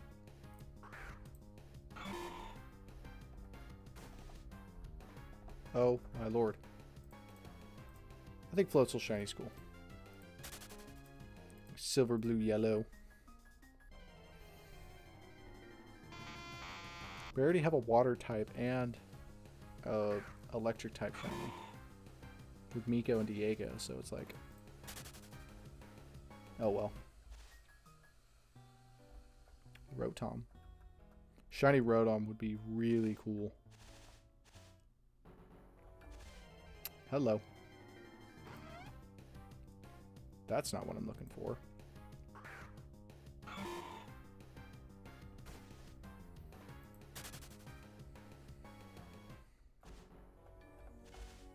I know there are rocks over here. This is completely off the beaten path of Turnback Cave, but I figured might as well while I'm out here. Maybe I get an unknown encounter. Can I even encounter here? Yes, I can. Huh. That is odd. I just had an idea.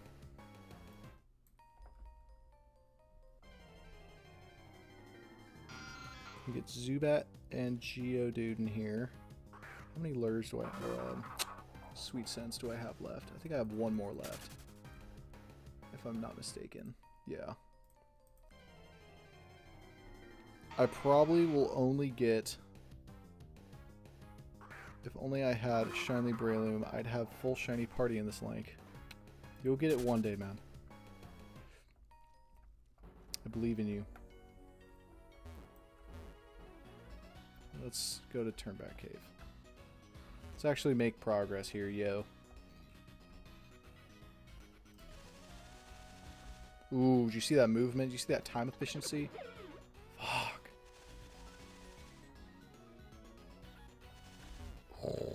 It's almost like I've been here before.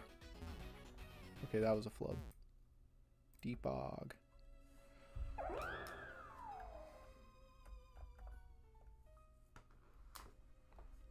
Once you pop a Max Repel, start hitting rocks. I need a work song.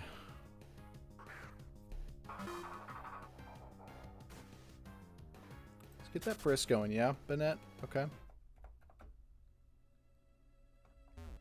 Let's get those encounters up too, okay? Thank you. Peas and carrots.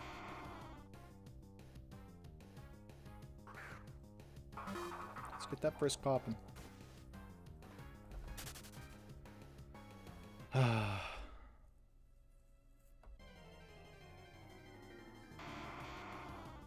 Yeah, I saw today, I don't know if this is going to stay like this, but fossils, hold up, hello. Root fossils, there was someone on here with like 116 root fossils, and they were all priced at $26,000 on the item market page, not the item listing, item market page. Did you pop? No, you did not. I thought that was very odd. I'm thinking to myself, who has the funds to spend a few $1,000,000 on root fossils? Oh, there we go. Yeah. In the battle also, when Bennett or your Frisker, you know, sees that the enemy Pokemon has Heartstone. Hello. How many of those do I have? Probably 20. It'll show you in the battle log that you have frisked an item or have found an item. How many Heartstones? I have 34. Holy. I need to sell those. Those are... I'm just going to keep them. I don't care. It's not like I'm going to use them for anything. Do you have any uses for Heartstones other than... I don't remember their use. I think it boosts the power of rock-type moves. Or it might be an evolution item. What does it do? Hard.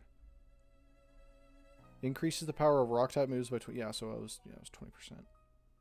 Hello. I'm wasting repel steps, yo. That's not cool. Unpin those for now. Actually, we'll leave Hudnuster up there. Nothing. Not a darn thing.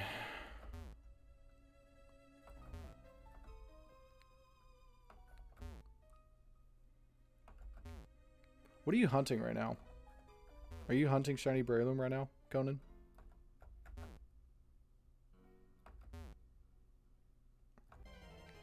Spiritomb, hello. Aw, guys. Wasn't shiny. Wasn't shiny. I thought Frisk popped, and I was like, what can you hold? Odd Tombstone? Maybe? Odd Keystone?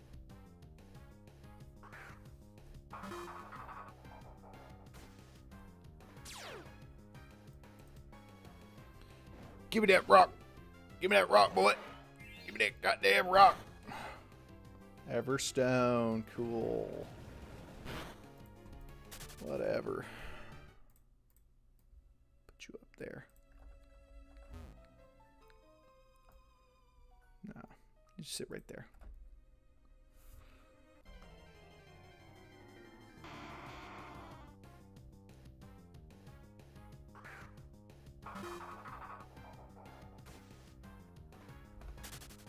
No frisk.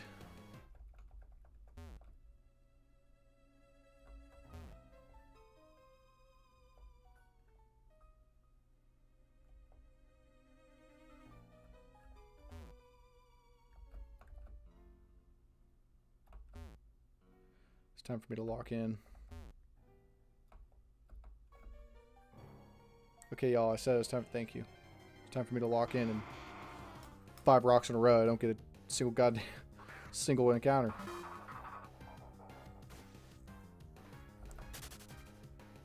No rock. Oh, yeah.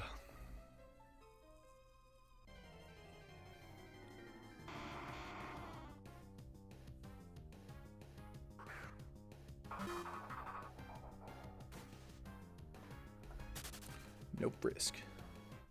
I'm actually going to breed a competitive Geodude team. A competitive Graveler.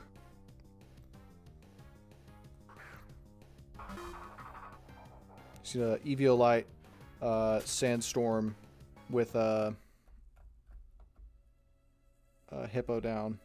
Actually, it's the new meta. It's the Hippo down Graveler Eviolite meta. I just came up with it, by the way. It's going to be the new top meta in like OU in the next week. Dare I say hour, because I just said it, and it's true. Anything I say is true. That's not true. Or is it? You'll never know.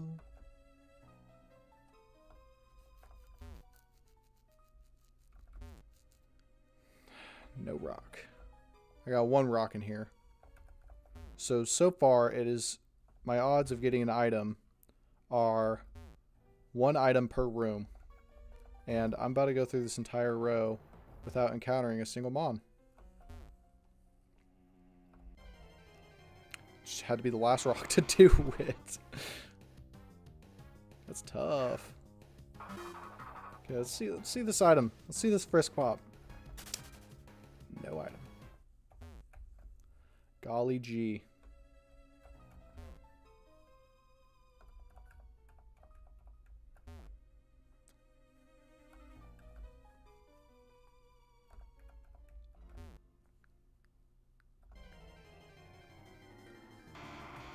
Let's see a frisk.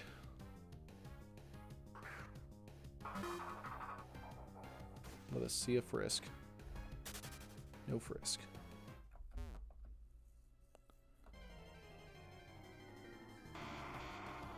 This is why fossils are $8 grand a piece. Because this is bullshit right here. I mean, like, the frequency of encounters is still pretty high comparatively to, you know, like Kanto and Hoenn, but even then, I feel like Hoenn's a lot more fun to get rocks in. Because you get to see a little route, you know. Because in here, you're kind of just stuck to Graveler, Spirit Tomb, and Haunter. Whereas, you know, the Hoenn region, you're stuck, you get, not stuck necessarily, but, you know, Hoenn region, you get to go pretty much every single, not every, but you get to see a majority of the left side of the map, which I think is pretty nifty. No frisk. That entire room, by the way.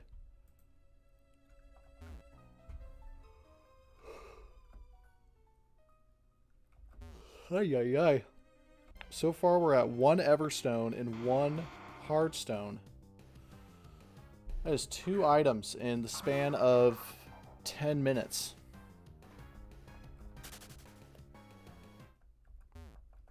Talked about a rigged election, dude. Holy. Spirit Tomb. Hello. Should I be catching these? Let's be real.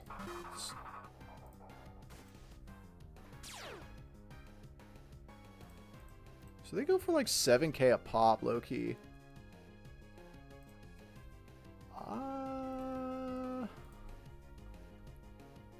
Spit. superior. So they go for a decent chunk of change.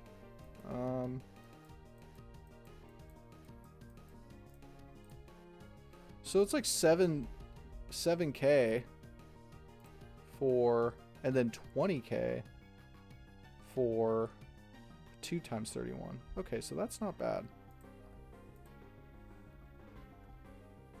Spurt. Defense, special defense. I mean, yeah, I mean, might as well catch it. It makes sense to catch it. I mean, like, I have plenty of dream balls. Sucker punch. You failed. You suck. Bye-bye.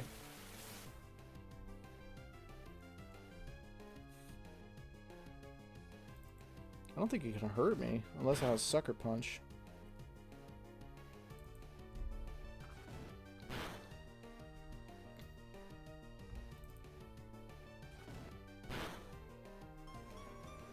Dark Pulse. Dark Pulsey in my... Oh. Go to sleep. Go to sleep. My little baby, go to sleep now. Go to sleep. Stay in the bow. Holy Toledo. Okay, so stay asleep again. Easy solution to that problem. Throw another dream ball, because now it's twice as effective. That's the beauty of a dream ball. See them stats. Ooh. Ooh, zinger. Defense. Hold up. That might be good. And surge defense. 7K, 13K. So I could probably get like 9 out of it. 10, dare I say? I'll list you for 10K.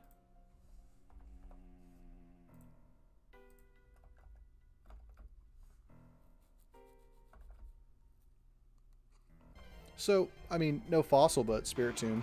I think that'll be the new standard in here, is to catch every Spiritomb.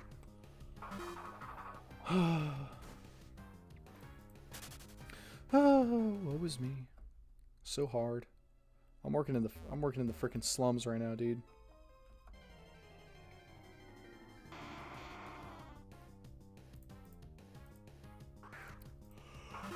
Let's see that frisk, baby. There we go. Sturdy. Let's see an explosion.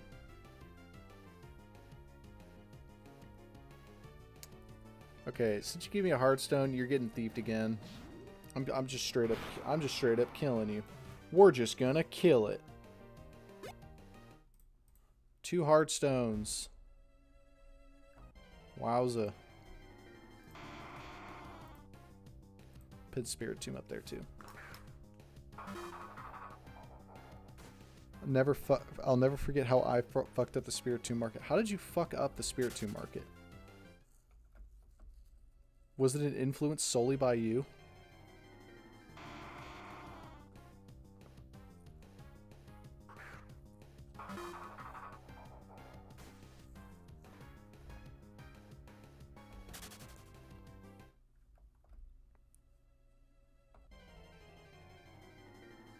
I want to hear the story. Sounds interesting.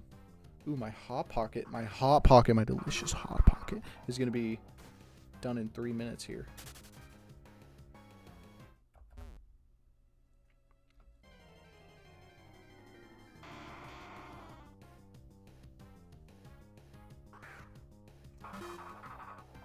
You bought everything.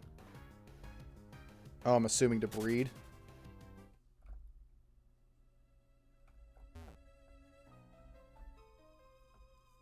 And people started listing them for 16K when they were 6K prior. See, that's smart. See, that's called world economics right there. And you just know the market better than everybody else. Also, I'm going to Hoenn. Fuck this place.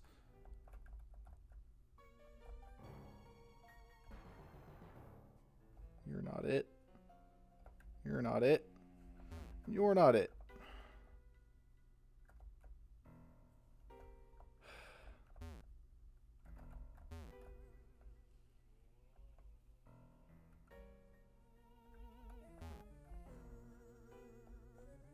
Help! Somebody help!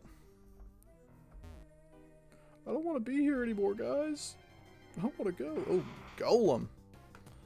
It's another encounter here. Let's see a frisk pop. Let's see a good frisk pop for the one time. Oh, frisk pop. That's. I can't really dig. I can't teleport. So we really are just stuck here. Might as well take off the repel. Oh, Bronzong's here too. Ah, Bronzong. He's a cool shiny.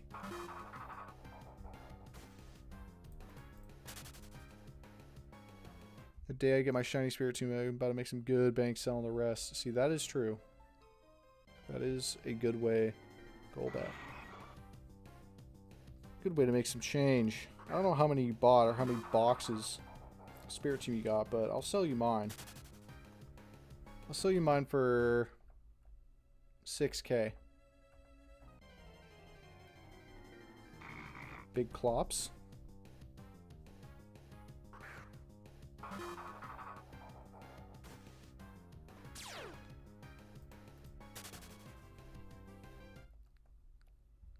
Oh, shoot. No! Damn it, that was the exit. Fuck. Oh, take me back. Take me back. Oh, I'm such an idiot. I'm such a goober. I've been shunting for 2 hours. My brain's a little fried. I haven't had breakfast yet. I've been up for almost 8 hours.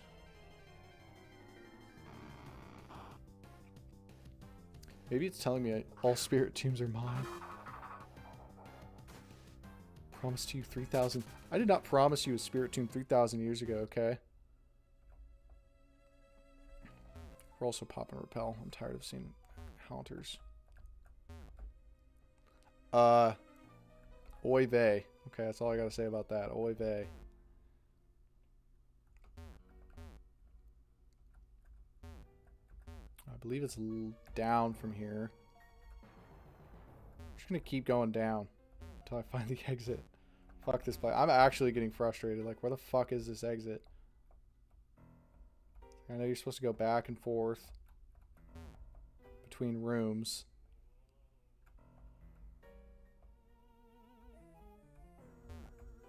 Okay, so clearly down wasn't it. Dude, where the fuck am I? Get me home! Oh, shit!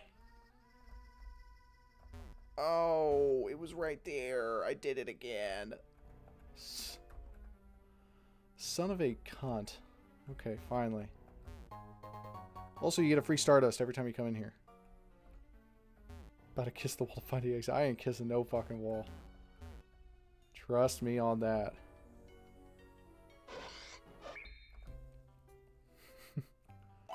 I hope that wall is gone. I hope that shit turns to rubble.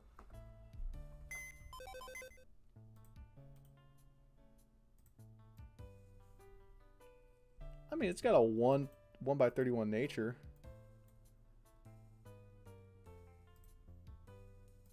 Where do I need to put that? Breed? No. You're not who I want. You are. Also, I need to release all of these. I cannot use any of them. They all have 31 IVs, though. There are a lot of them that do.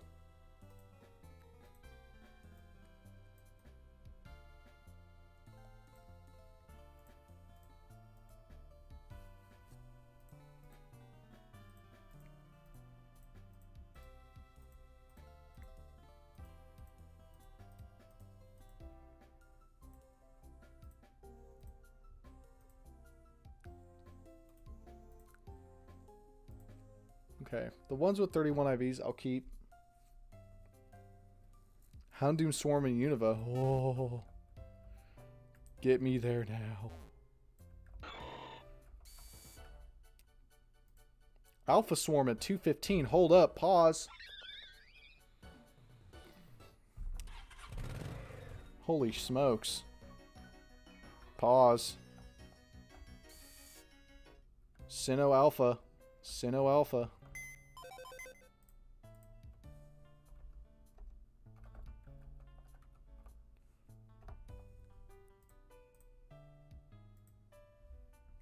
Fuck it. I don't care. I'm tired of typing, man. Typing is one of my least favorite things. I wish I could just think and the words would appear on screen. Where's my rodent? There you are. Yeah, it's a decent team.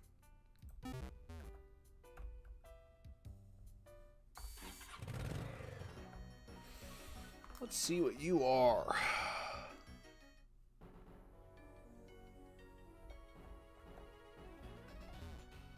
Alpha Quagsire? I don't have you yet. That's cool. It's female.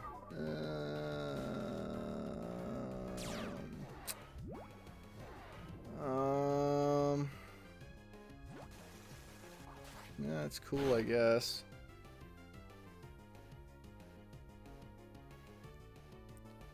I don't know. I mean, I would rather have a male. It's cool, I guess, but... Oh, it's dropping its stats. Yes, drop your stats for me, please. Drop that speed for me. Defense, I mean. Make it so much easier on me. Just keep doing that. Yeah. You can outspeed me all you want, but you're not going to do shit.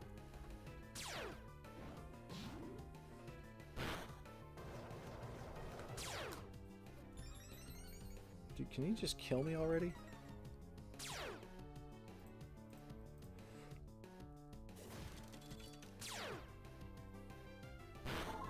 You know, I just thought of a predicament here. I'm not going to be able to spore it. Oh, yes I can. Okay. Yeah, you're just going to get spored, buddy. My job just got a lot easier.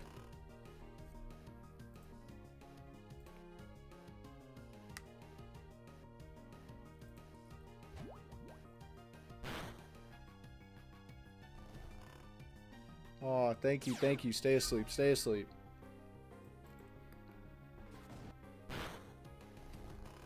Okay, I'm going to use a Dream Ball real quick, because this is the maximum 3 sleeps. It's a sleep.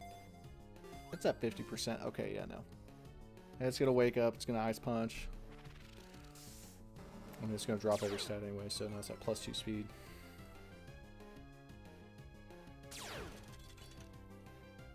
Yeah, it's super effective, but my it didn't even break Substitute. Just gonna fucking False Swipe.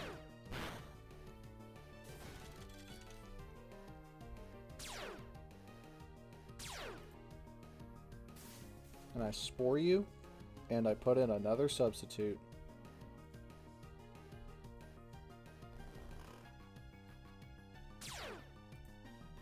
Because I guarantee 2 hits. Alla and... Oh yeah, I forget. Oh, I think it's with 2 L's.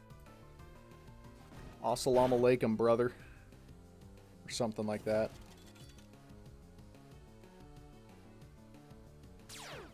You're at 1%. Yeah, you are. You're going to bed. Alright, second ball.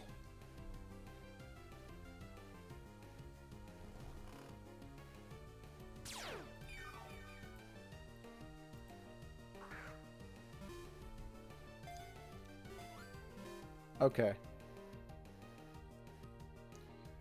I probably should have used a timer there, low key.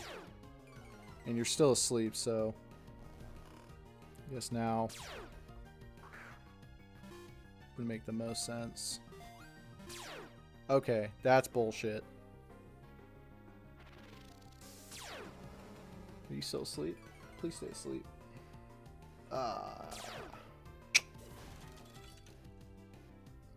Let's, okay. Well. It's gonna reverse its stats. What, at turn 25, I think it reverses stats. Substitute Muy Necesito. Okay, second term of sleep. I was going to originally use a timer ball here, but now it's 4x effective. See, this is what I'm saying. Yeah, it's turn 18 now. Whatever, dude. Like, let me throw the ball. Golly. 2, 3. Thank you. 19 turns, 4 balls. Lax. Okay, that's not bad. It'd be better if it were special defense because grass, but see the IV check? Special defense and defense. That's honestly not bad for a Quagsire. However, it is a Void. So we will not be... So we will be checking the little ones for a shiny. Pink Wooper is my first shiny that I ever hunted. Oh, Staravia.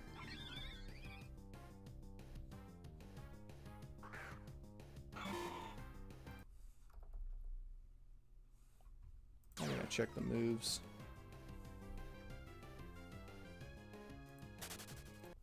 I don't think I checked the moves of that Quagsire.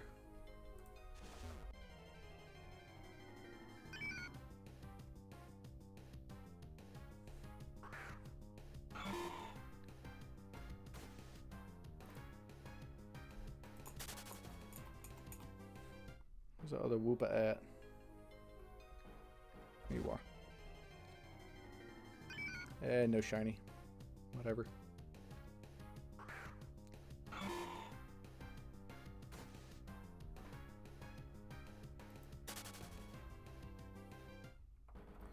Alright, we are going to go.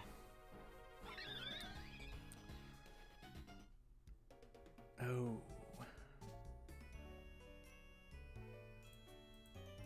Yeah, it's not even selling for that much. So yeah, Spiritomb though. Hello. Where did you come out of? Yo, Conan, there's a 3x31 hidden ability Spiritomb on here. Pressure.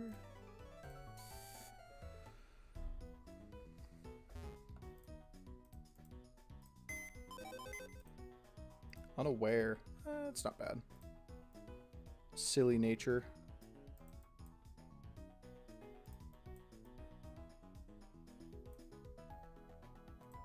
Alright, I'm gonna grab my Hot Pocket and then we're gonna watch a video.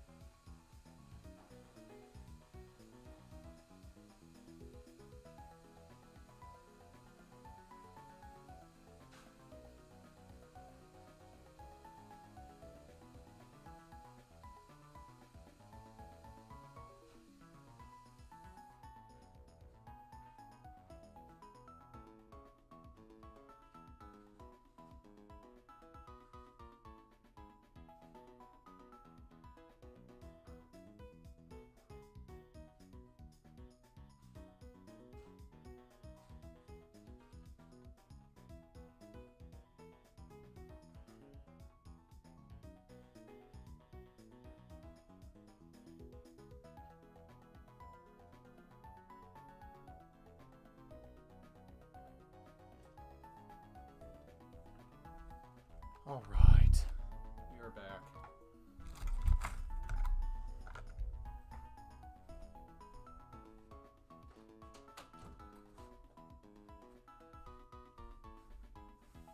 All right, I have brought my lunch. I had to bring out the finest china. Okay, because I only eat on golden platters.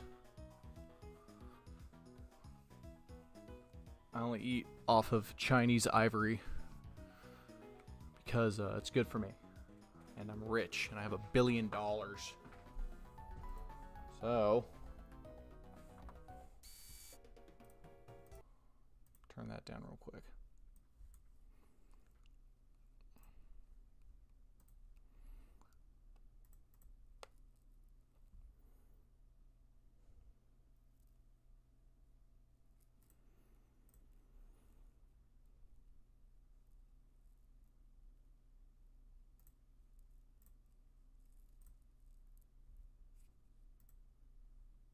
There we go.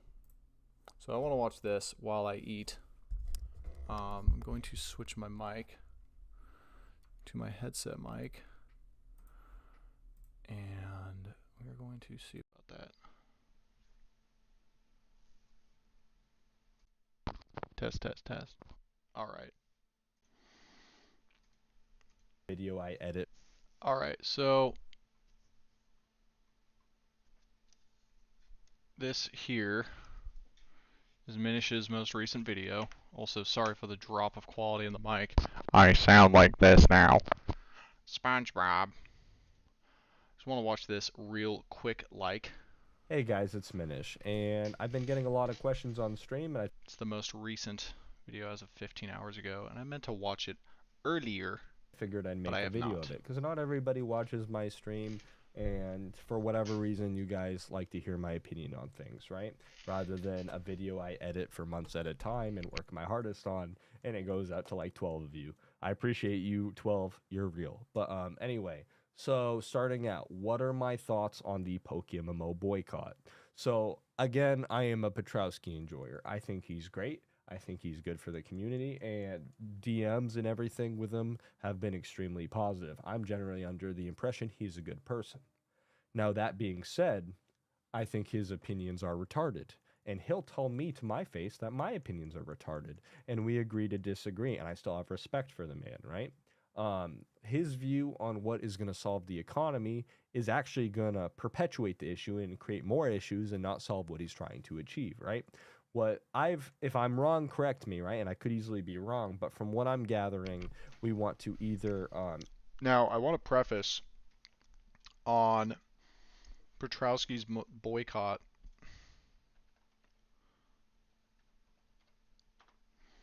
Let's talk about this real quick.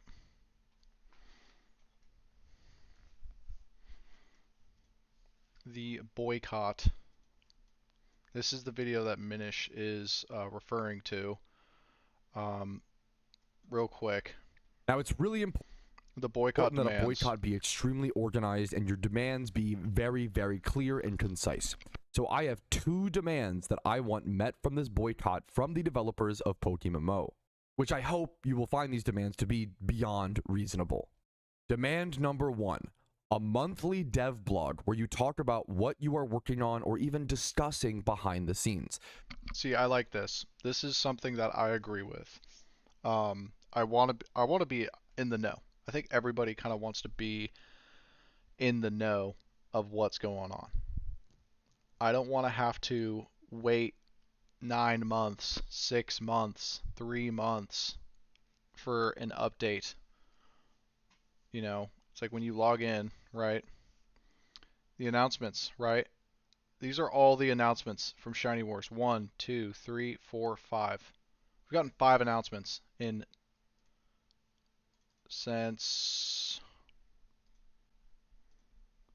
July of 2025. We've gotten 5 announcements, and one of them was staff recruitment.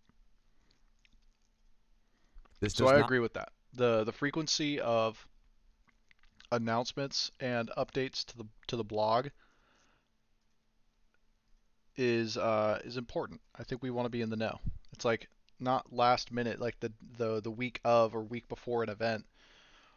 or even the day of an event, I would like to be in the know. Not need to go into specifics you necessarily, and then allowing comments on that dev blog for players to respectfully discuss certain changes or options being looked at.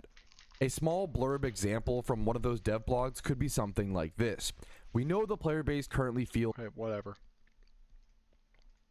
and potentially even nerf the amount of 1x31 and demand getting attacked as much Right here. The alpha. This is the second thing as I also possible. agree on.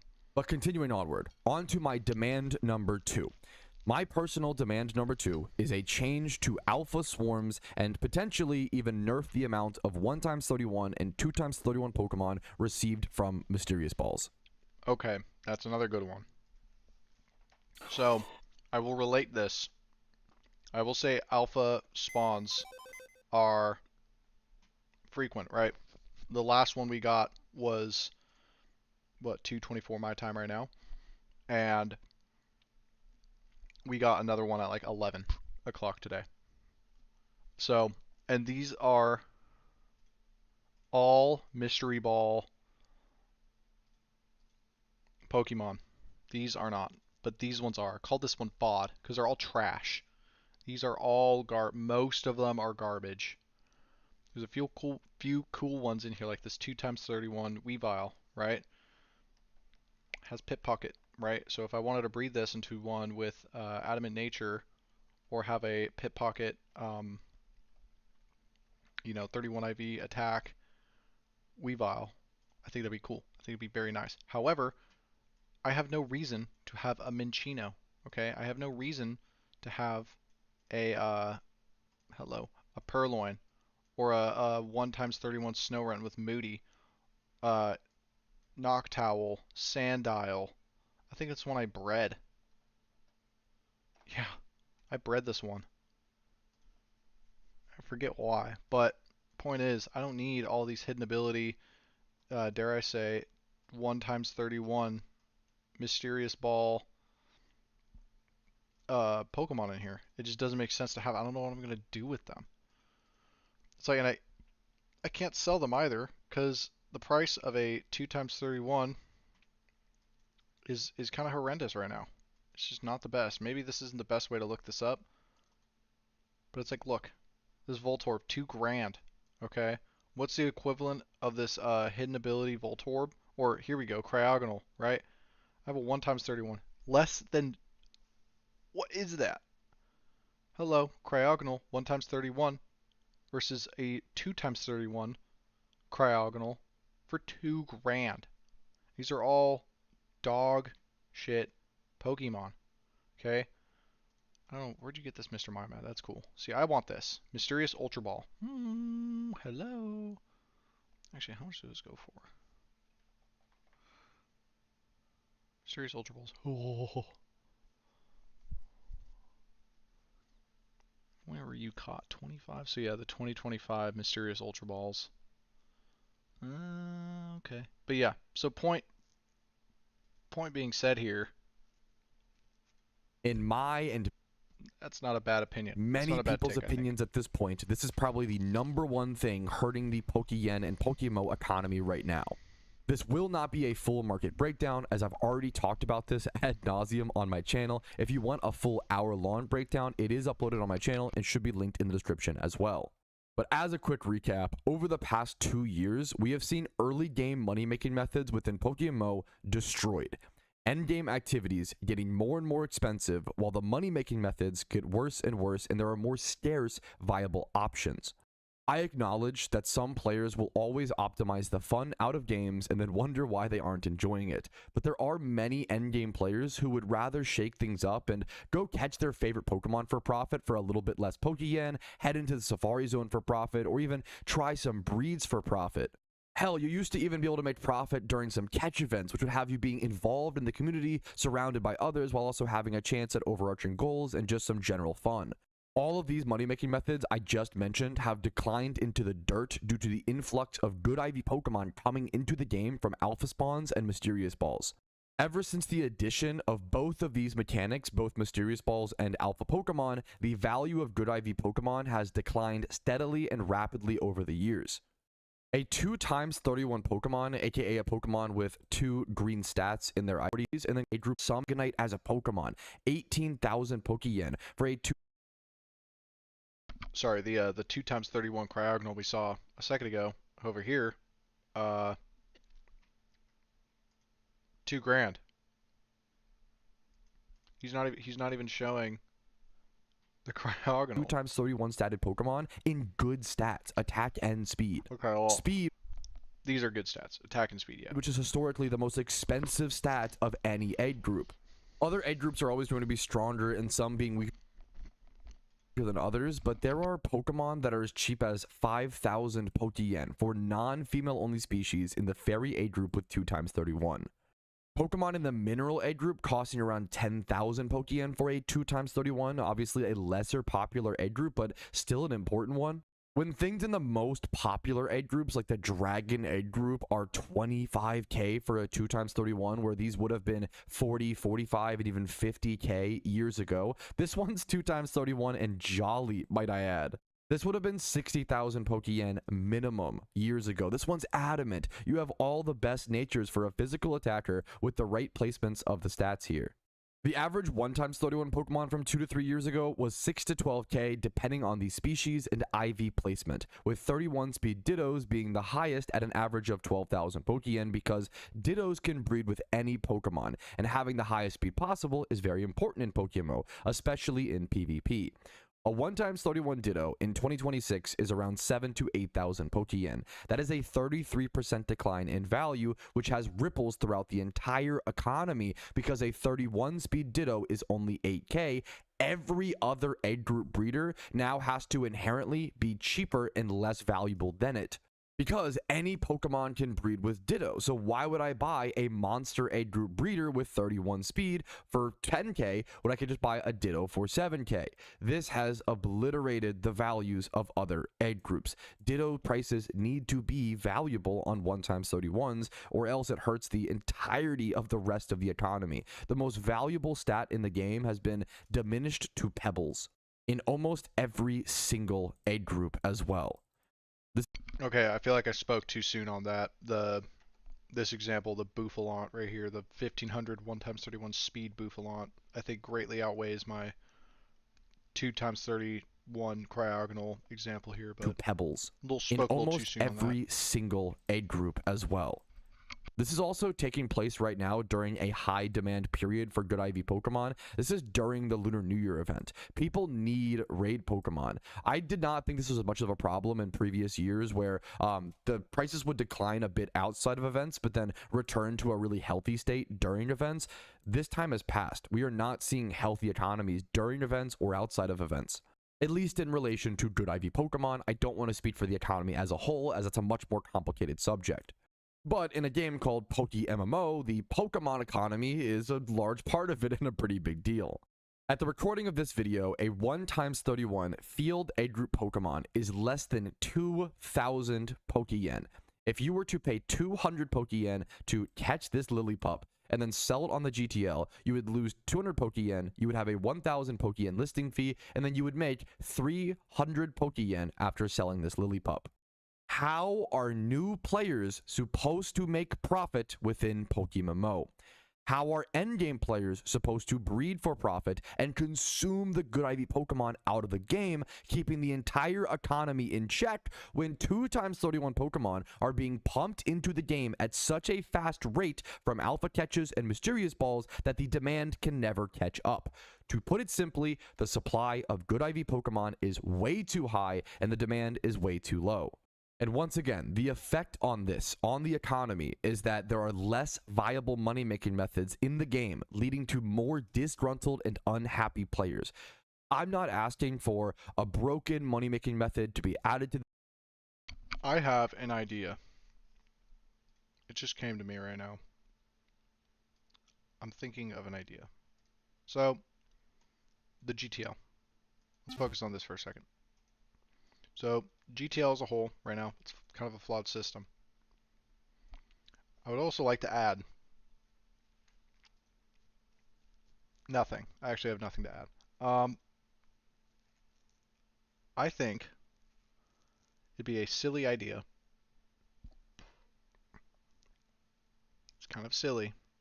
I don't know how well it would work either. But what if, oh my goodness, excuse me. What if there was like a monthly wipe of every listing on the GTO? Items, vanities, you know, berries, HMs, TMs, items, medicine, battle items, Pokemon. What if there was, that's pretty cool, a monthly wipe, the start of a new month at the end of every month. So like let's say for example on April 1st, right? April Fool's Day. No correlation to the wipe, but the April 1st, this guy's a shit ton of shiny by barrel. Holy.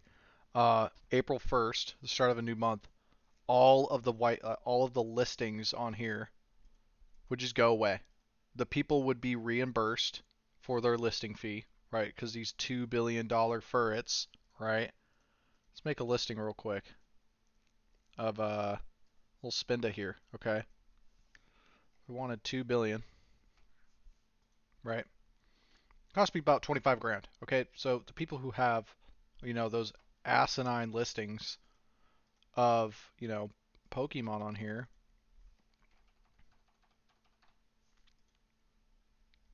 these $2 billion, mods, $25,000 listing fee, right? They'd get all their money back, okay? So it's complete total reimbursement, right? However, the listing goes away after a week. No, I don't know. I don't know. I feel like the reason why I say this, I feel like a wipe of the GTL would. No, that's a dog shit idea. I'm just gonna stop talking. That's a bad idea. We're just gonna, we're just not gonna think about that. The game to allow players to make Pokemon Forget I said super easily. I just want viable options, multiple viable options, making around 150 to 300k a piece that players can farm on occasion or on variety and shake things up a bit. I don't want players to feel pigeonholed into only doing gym reruns and ditto farming and that's it. Those two things can still be the best methods, but the other methods can't be so bad that they make 60 to 80k or less Pokemon per hour to where Okay, so I think we get the point from Petrowski here. Increase the rarity I've of alphas, also already make watched them that video. spawn less, make them harder to obtain, or get rid of the 31 IVs on the alphas.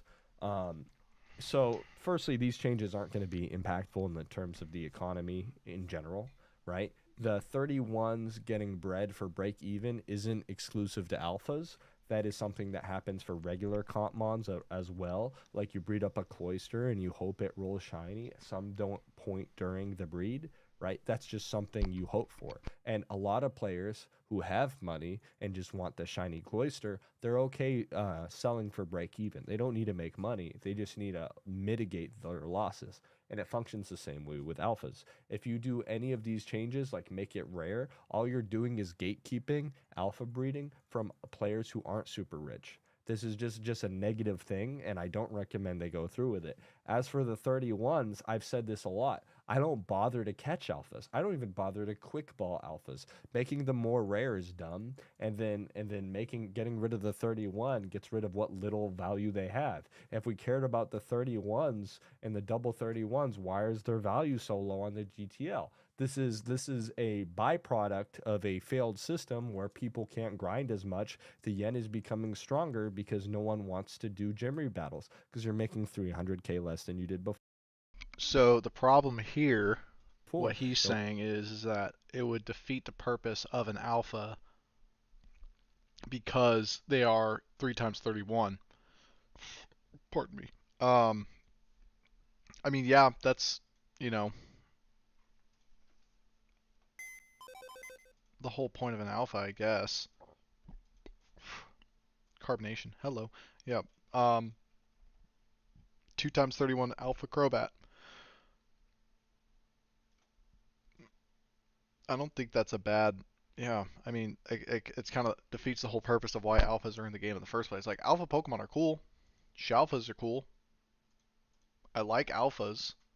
I don't think the frequency of, alphas is the bad thing here. Yeah, I mean, Minish is, he's right on that. It kind of defeats it would defeat the purpose of having a alpha Pokemon or the alphas in general. If you got rid of the 2x31 IV, it would just have that, they're just bigger in the overworld, and they have that 2x31 in the IV. So I mean, yeah, he makes a really good point there. Hello. Back to the video.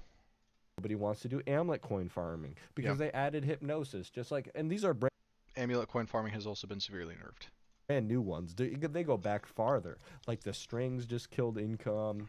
Like grinding as a whole is a joke. If you played back in 2021 an event, you could make 80 million. And today I see players playing just as much as I did for 80 million, and they're making 11. And it's just funny at this point. Like it's a rich get richer system, and everybody's just cooked. New players come into my chat and they're like, "What can I do to make money?" And I'm like, "Payday, payday, suck up leppas or fossil farm."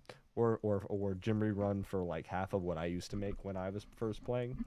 But getting into that, if you want to solve your problem, which if I understand it correctly, it is you can't catch mons. It is unworth it to catch mons, and 31 IV mons are not worth it in general.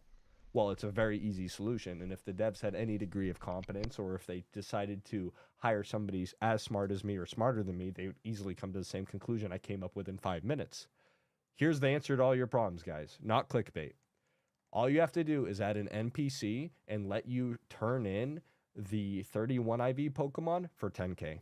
So now what you're going to do is you're going to decrease 31s listed on the GTL.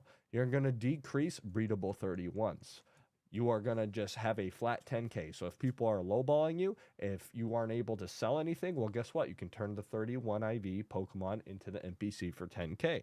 That makes, if you're catching random malls with quick balls, you get a 31. Hey, that's 10k. Turn it into NPC. Don't have to deal with listing fees. It's just a positive. It eliminates the problem, which people don't think catch events are worth it because they're not even getting the value of the Pokeball. Catching Pokemon in general is not worth it. And that's just like super toxic for a Pokemon game where it's not worth it to catch a Pokemon that's regular, right? So if you add a NPC that you can just turn in a 31 in for 10k, bam, it's not going to break the market. It's going to add a little cash back in the working class of Pokemmo, which have been struggling and are in such a disgustingly low condition at the moment. I fear for their safety, right? But yeah, if you do that, you're gonna also do what Pat is trying to do, which is you're gonna make breeding like more expensive. You're gonna make breeding like you have to think about it more, right? Because what are 31s gonna be posted like crazy on the GTL? No, and alphas like Miltank, I don't even think they sell for 10k sometimes, you know? So you can even turn the alphas. If it's 231, you can still turn it in for 10k. So all you're doing is you're adding a floor, right? Where, okay, you have a 31 Pokemon, here's 10k, right? Good change. If you disagree, you're just See, one of my. I like that. I like that a lot. I would be able, in theory, if that was the case, right? Or if he did the scaling, right? The NPC was like right here, right next to the box, or like, I don't know.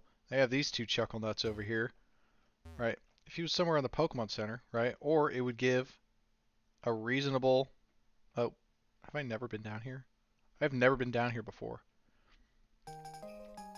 Whoa, I got a pal pad after 780 hours in the game. Whoa, that's so crazy. If they added him like down here, it would give a purpose for this room. I have never been in this room before.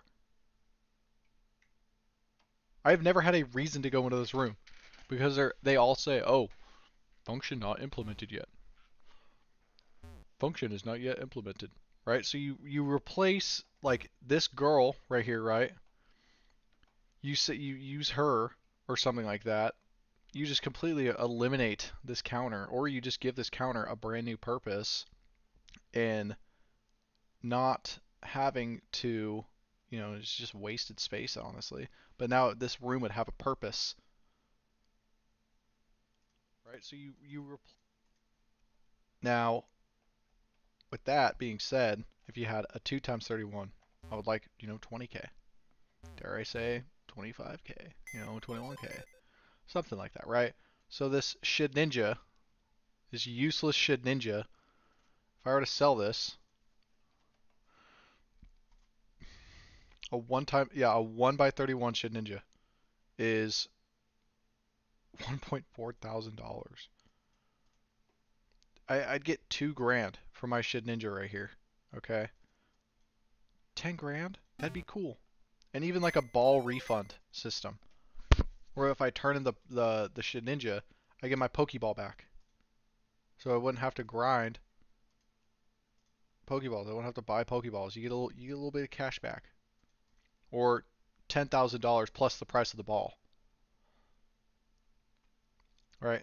These sellers, right? The FOD box, right? I have 60, 1, 2, 3, 4, 5, 60 Pokemon in here. Okay, they all have hidden ability. Maybe a little refund for hidden ability mons. Maybe like $5,000. Okay, maybe 6 or 8, something grand for all the mons in here that have a hidden ability or 31 IV. I think that'd be cool. I think it'd be very nifty. Detractors, and there's just nothing we can do. And I don't think I can help you. But anyway, moving on. Somehow, some way, you guys still have expectations for the developers. I don't know how that happened. They've lied to you for years about shiny locks, recaptchas. They'll gaslight you, say it's an automatic system. They'll ban people. They'll do their classic developer move where they'll close any forum post so that way you can't contest their opinions. I saw this a few days ago. I think it was Epoch. His video explaining the shiny Geodude situation. That was fucking crazy. And then the audacity for them to close the discussion was insane. Right. Don't silence your player base. Let them speak. Let them ask questions and then reply to them. I liked when Epoch said, "Hey, I'm putting out a video, so guess what? You can't just like close the forum post," which is true, And I said this 2.5 years ago, and then everybody's like, "No, you should be using the forums, Minish. Why are you complaining on YouTube? This isn't the right way to do it." Well, you should do a support ticket, Minish. Well, I did a support ticket, and that got me banned. But anyway, moving on. So objectively, somehow you guys had faith in the shiny systems. Somehow you had faith that this game is coded correctly when multiple people get shinies. And funny enough, when it's a horde counter, some pattern I like to notice is they're almost always in the same location. Like you look at my 3 shinies in 24 hours, when that happened, that one time, they were all in the same location in the 3 horde. And funny enough, I divided the numbers into each other. They all had the same prime factorization. That's something else to look into. But yeah, so anyway, what he's going to explain in this post, you can read it yourselves. It's right on the screen. But what he's going to explain in this post is there's a mechanical, so it's easier to think of it as mechanics, not really mechanic, but it's easier for just to think of it as analog. So your game itself or your computer itself, it calculates steps, right? And then eventually as steps occur, it says, okay, you triggered an encounter here. Then that is going to be a PRNG algorithm. That's something I've talked about previously that people like to misuse and then like gaslight me about. They don't use a PRNG system for the shiny calculation. They've even said they use a U-random. I believe them. They have no credibility, but based off of objective evidence, they probably do use a U-random algorithm, right? So effectively, they use a PRNG algorithm, which is just used basically to determine, like you. I think PRNG stands for pseudo RNG. Take an X amount of steps. On this amount of steps, it's going to determine an encounter here. It gets the encounter, sends it up to a server. The server goes, okay, the values are randomly this, and then it matches values. And if your values line up a certain way within a certain data packet, it'll say, okay, this Pokemon, we've determined it to be shiny, right? Something concerning is they're saying this happens once a day. And we can give them the benefit of the doubt and agree, maybe it happens once a day. I doubt it. I think everybody reading this doubts it. This is like the first time they got caught. I know when I had hundreds of clips of my account getting flagged and getting the recaptcha every 10 seconds, they still were doubling down on the fact that it was a random and automatic system and not solving the problem. I think this just goes back to their design philosophy and how they always react to situations where they just straight up do not care.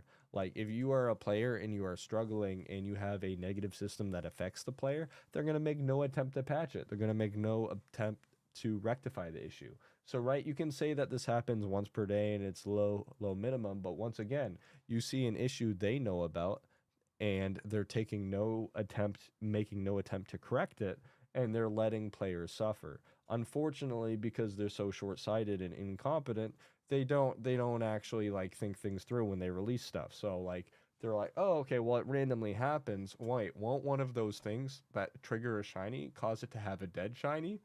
And they can't see in front of their own hands, so of course they can't think of that, right? Or it's either like extreme ineptitude, or the thing I fear the most, which might equally be true, is they're just trying to milk the game for all it's worth before the servers go down because they know something we don't, which very well could be the case. But all you need to think about here is they knew about an issue, they chose not to solve the issue, and then they said, yep, well, it rarely happens, so you don't need to worry about it. Outstanding, right? And this is the same developers that released a patch that caused ribbons not to work, which were working previously, and they took 9 months to correct a glitch that they caused. Where ribbons, like if you wanted to get like ribbons on your Pokemon, here I'll send my guy over. But if you wanted to get like ribbons on your Pokemon like this, you couldn't for months and months and months, just because they released a patch that like made the contest not work correctly. And, I don't know why we even call them developers at this point. I think I used to play this game back in 2021 and I saw a lot of positive changes. But I think you guys, if you are going to continue to play this game, lower your expectations, right? My heart goes out to Pat. I really appreciate his love for the game. My heart goes down to anyone still playing this game, despite the adversity they are forced to overcome.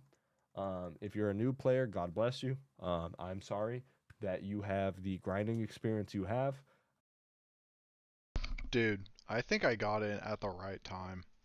I honestly think getting in, like, I honestly, if I were to come in, like maybe December 2024, I think would have been probably the best time to come in as a new player. I'll think about that more later. I wish you could have experienced the passive 7 million a month. I would 7 million a week, just like playing with your while you shiny hunt. I'm sorry you don't get to experience the better Jimmy runs, the increased pickup, like all these other things. I'm sorry you live in a world where inflation is affecting you outside of this game and in this game. But maybe for the first time ever, they go, hey, adding a value where you can turn in a 31 to an NPC is a positive change. It will encourage people to catch more mons, and it'll get rid of the underlying issue of, hey, catching a mon isn't worth it this day. It's not worth it. Like, I catch a mon and I don't get any money for my 31s. You have ditto boxes getting traded with 31 dittos in it because it's just not worth to individually sort out the dittos. You're better off just selling the dittos as a ditto because the breeder would rather have that, right? And then we're not even thinking in terms of like the cause. We're so far off.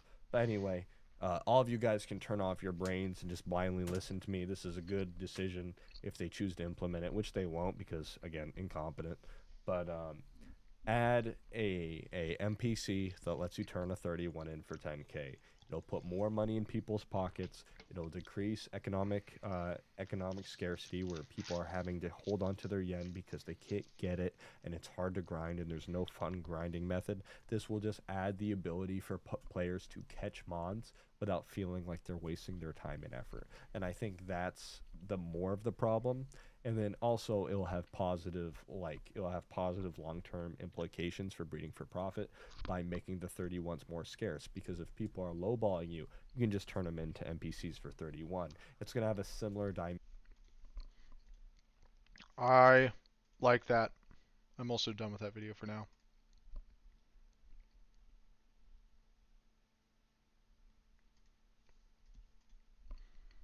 Whoa.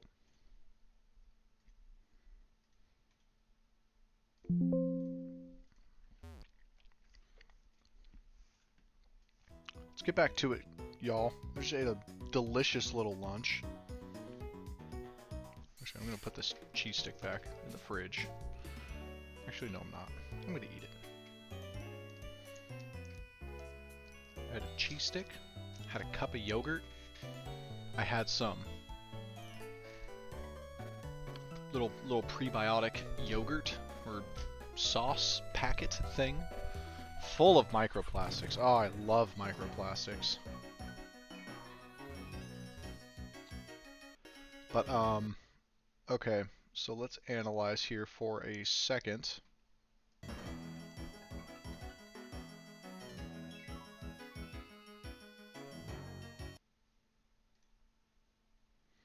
Analyze this. So I meant to show you guys this while I was streaming, while we were watching that video.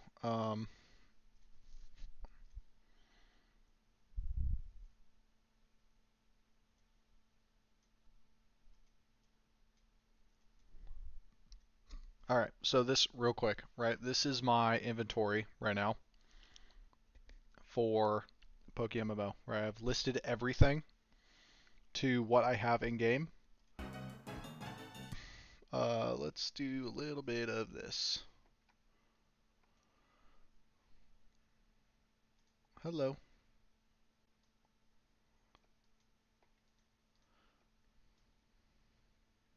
You can't see that. That's not good screen at all, but I will try my best and show you.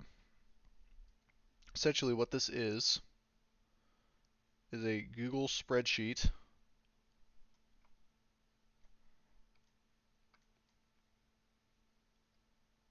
That does not help at all. We're going into Unova.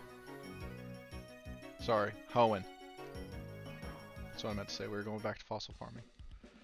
So, for all my fossils, right, I have pretty much organized and, you know, gotten an analysis and just essentially just taken inventory of all of the items that I have here.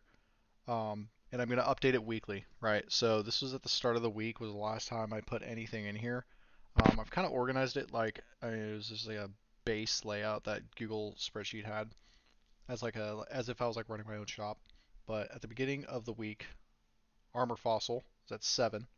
Let's go to Armor Fossil now. I have 4 more. Okay, and I haven't spent any money on this, but I have spent money on other shit today.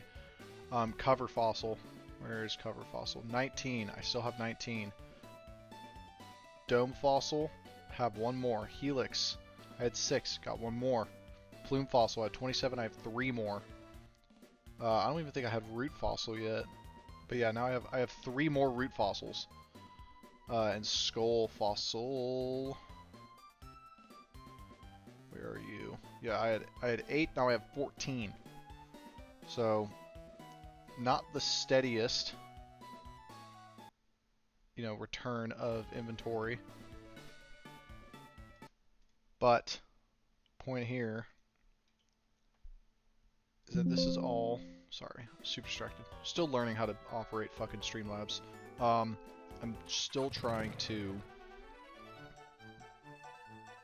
gather resources for the event season. Now, we're basically just going to do the the fossil hunting route that I take. I need a Flashmon, I need a Friskmon, I need a Dampmon. Get 2 Friskers because you never know. Damp, Flash, and then Dive.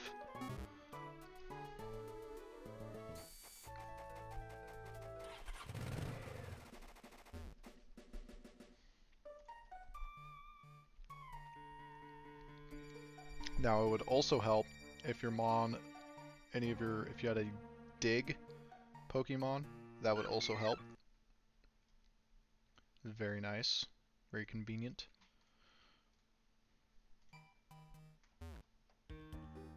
But go down here, go on the 2nd floor of Granite Cave. Repel will wear out, but at this point you're already at your rocks, so it's not really that big of a deal. Also, I completely forgot, you can use a Meowth for this method too. And I'm getting no encounters.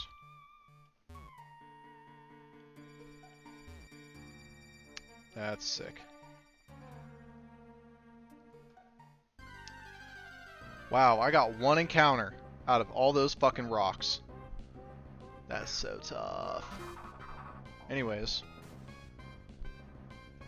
And then no frisk. So, little unlucky there. Definitely not planned obsolescence for fossil hunting. Just buy yen. Just buy reward point vouchers, guys. So the only way to make this feasible, realistically, we're gonna get another thief mon in here. It's Meowth. Okay, Meowth has pickup, and Meowth can pick up fossils. I can confirm this. No physical evidence or screenshots, but I got my Meowth to pick up a root fossil here, specifically this rock up here. So now you can have an item in your inventory, right? I don't recommend having a choice band on it.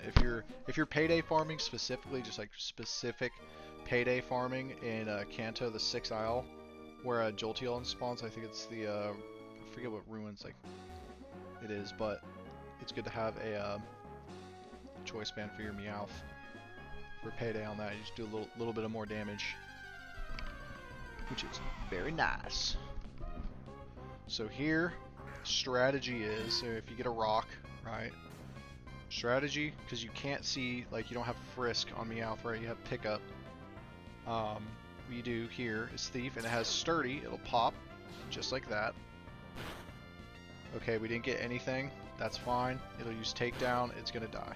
So now the other option is to that where if it didn't use takedown there, we could have used payday and gotten 13. We would have gotten 130 bucks out of that battle. So again, 100 bucks, 100 yen in this game. You can't even buy anything with that. I think you could buy a mail at a Slateport. But other than that, yeah. But again, okay, right here, perfect example of what I'm talking about. So I had used Thief. I didn't get any items. However, since this Geodude had Sturdy, we have another turn here, and it's already at 1 HP. So we use Payday to get ourselves 190 bucks. Not bad. That'll do, pig. Oh, still have one more rock. But no pickup. That's fine. Another rock over here. Nowhere else. Okay, cool. Then we head to Mauville. Okay.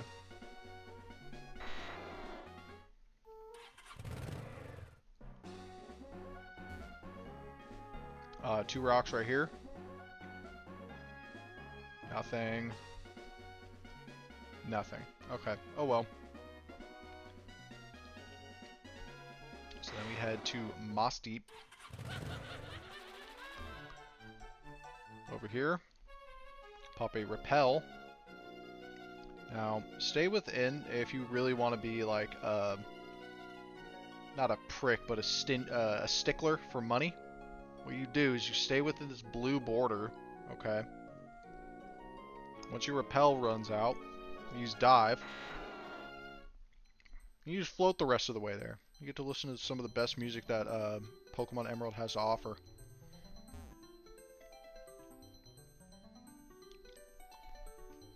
And then the entrance is right there, where we're going next. That's why it's important to have Pokemon with Dive and Rock Smash. But I am using a Rock Smash Ocarina, so.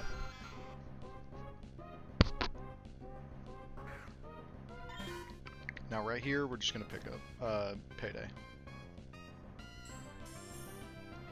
Quick little 330 bucks.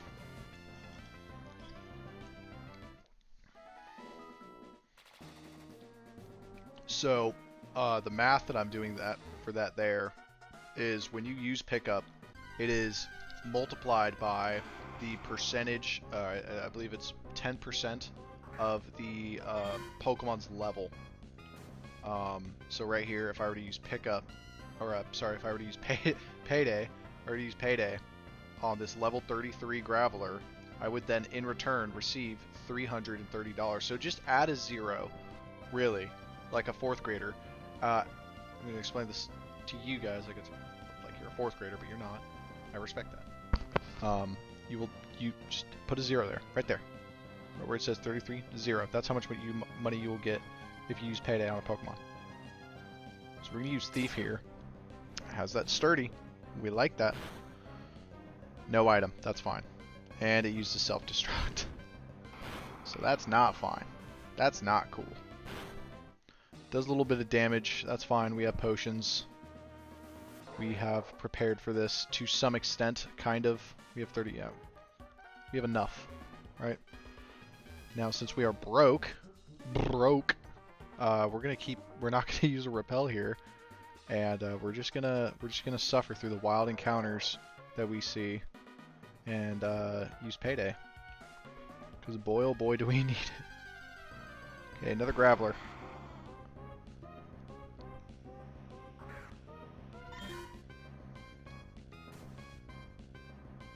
So we use Thief, pop Sturdy. No item, that's fine. It's part of the grind, man. That is part of the grind. 350 bucks. See, that's tough. I like that. Well, this guy's doing the story. Joni Picados. Then we're going to head into this little room over here. There are 2 more rocks in here, I believe. Or 3. So there's 1 and then there's 2 up there.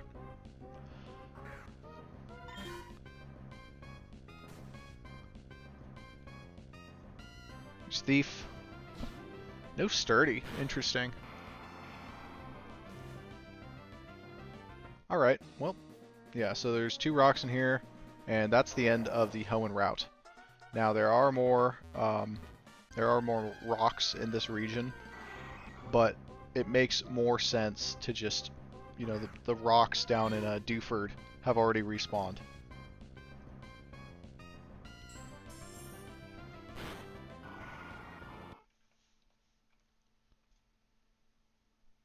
So a little 340 there. Something slight. Hit this last rock. And nothing. That's fine. So then we'll use Dig here. Okay. You can use Dig in the underwater, or not, sorry, not underwater, but when you're in the seafloor cavern, you can use Dig to escape.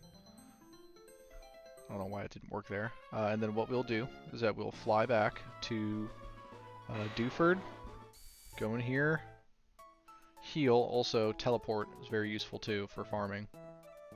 Kind of streamline this process a little bit. But then we're back in Dewford. So, and with the money that we made, let me go up here. So what, 190?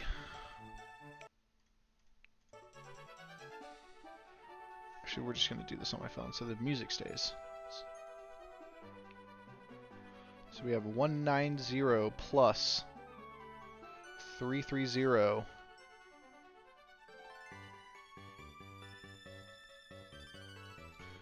plus 350 plus 340. So in that time, we didn't get a single fossil. We didn't get a single frisk. We didn't get a single thief item.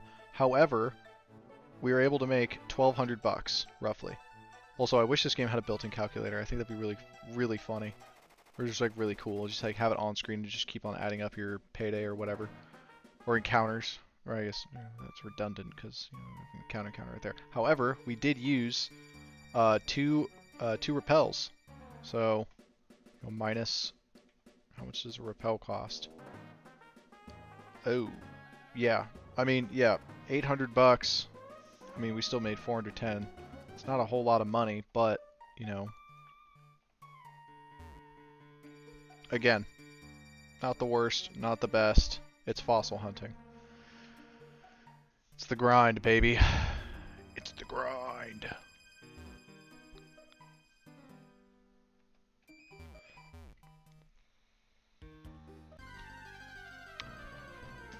Non-shiny Geodude. How about you give me that rock? Give me that butt. Give me that rock. Thief. Let's see some money here. No rock, no pickup. That's fine. It's not fine. I'm mad about it, but whatever. Encounter. Encounter.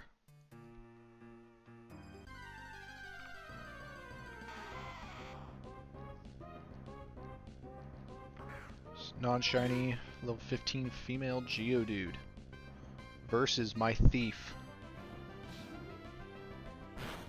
I seriously thought we got something there. Oh well. No payday, no pickup, no encounter. Now we're getting a little more encounters here. So I like that. I enjoy that a lot. Hit it with Thief. Sturdy. Let's not use Takedown.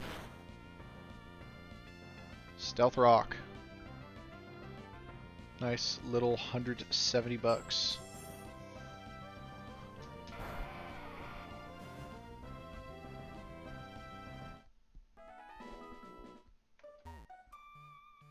No pickup.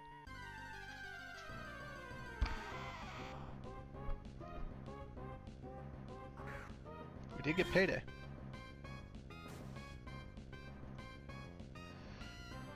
Thief.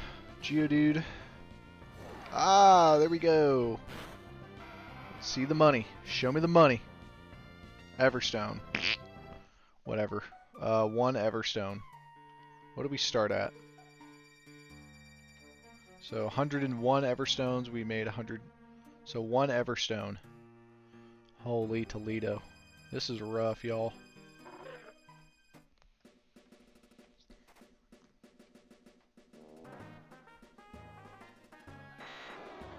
Actually, no, now I'm thinking about it. We used a repel up here once we hit the cave. Let's take this Everstone off. What does an Everstone go for right now if we were to sell it? Because I have a sheer ton. About 5 grand, so they've stayed pretty consistent with what they were even last year. You know, encounter there, that's fine. Let's see if we get a rock. Give me that rock, boy.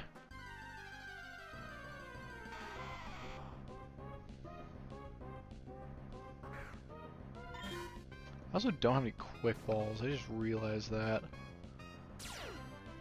Alright, sturdy. Let's see an item. Oh, big money. Root fossil. Big money. Oh, see, okay, so this is the most ideal situation to happen. Okay? So not only did we use thief, we got an item. That item was a root fossil. And I used iron defense. It's not dead. That gives us the ability to use payday to finish it off. So not only did we just make... Let's see, what are roots? They're... I think the most expensive. Yeah, $26,000 right there on just one encounter, plus $200. So that's where, you know, fossil hunting kind of comes into play, of like why I do it. Because little moments like that is you just get to, you know, make a little bit of dough.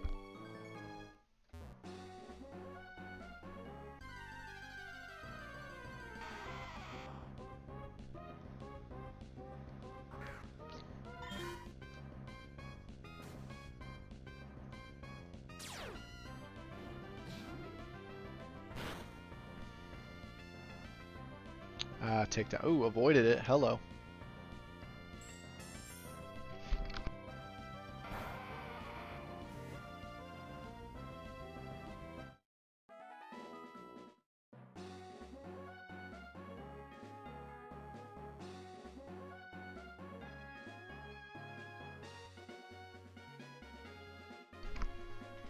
Yeah, so a quick 190.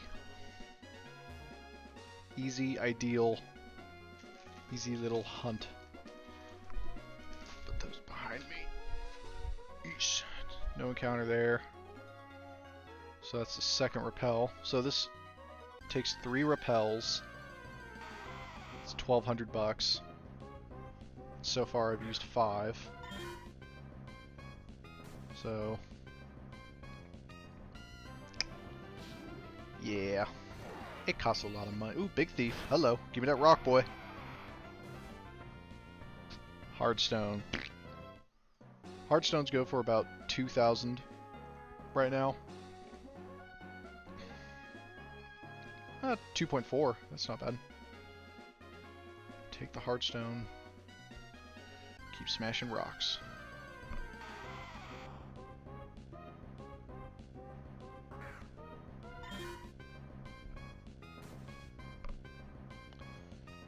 Hit thief.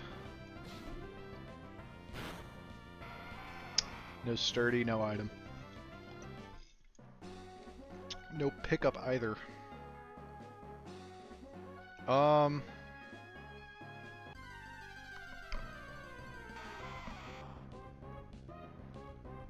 I'm tempted to buy an magnet charm.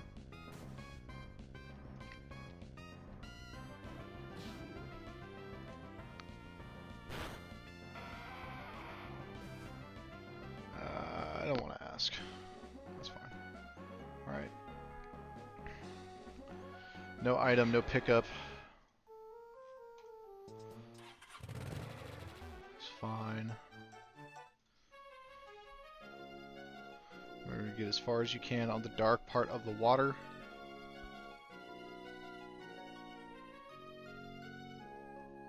Nope. And then we repel from this point. Or dive from this point. Nice little intermission.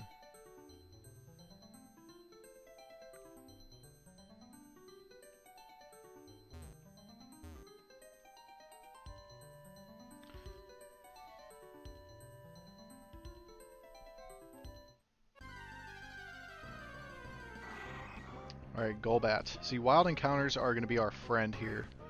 We do not... Honestly, I should stop using repels if I want to maximize profit, because I'm kind of digging... Yeah. Plus 340. See, that just made up for 1 repel. Almost. Kind of, not really. Graveler.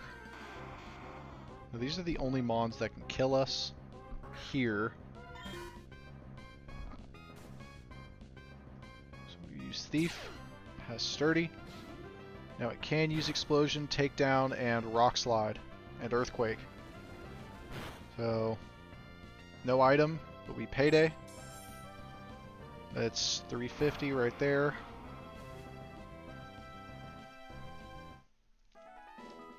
Oh, we got Soft Sand too, look at that. So, Soft Sand is an item, increases the ground power of ground types. Go to the GTL. Sand. Goes for about 4 grand, so it's a decent little pickup. It's the first pickup item we've made. So roughly about $5,000 that battle, almost, if you really want to stretch it.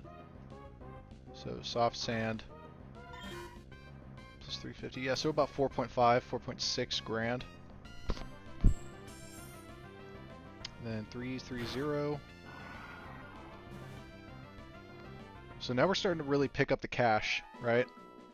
It's a slow but steady process, but with the money that we've made from Payday so far, not including the expenditure of repels, we will no longer use.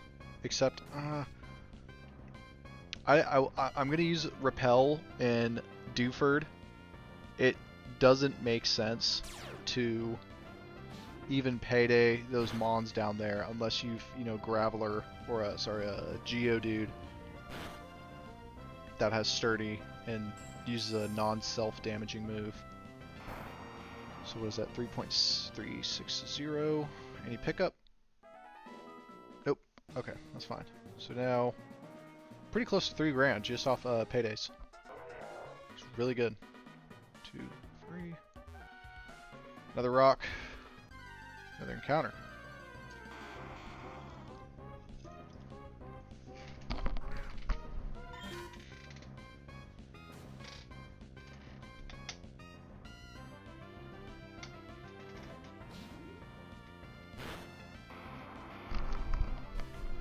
No item, no sturdy. Unfortunate.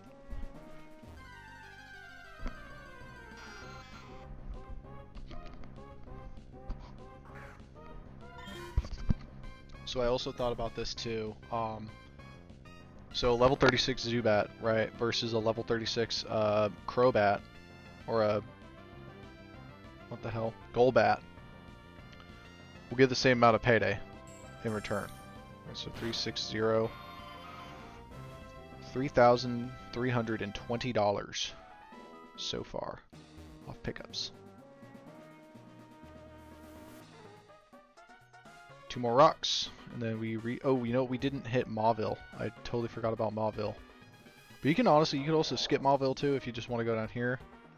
But, you know, an encounter is an encounter, so. And what if that Mauville encounter has a rock, you know? Like these ones didn't. Now we're digging back up. Which you have to move a little bit too. To get out of that little zone.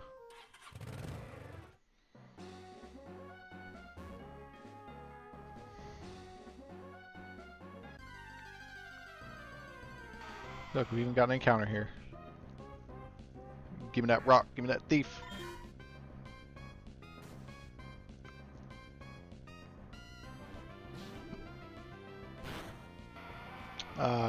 No rock. No thief, no pickup. Counter. So we like that. We like encounters.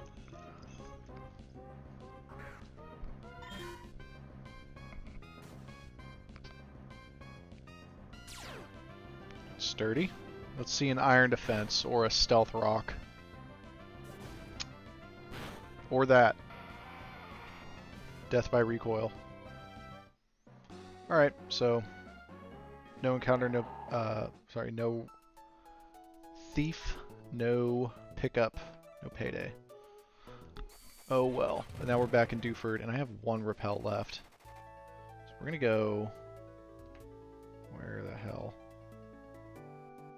Why am I brain farting on this? I like Verdant Turf. I'm trying to find a place with the best music, low key.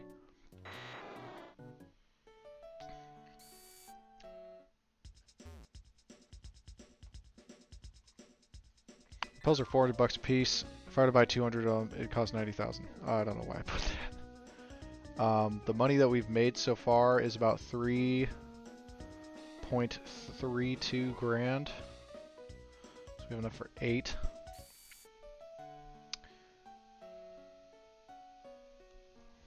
Minus 3.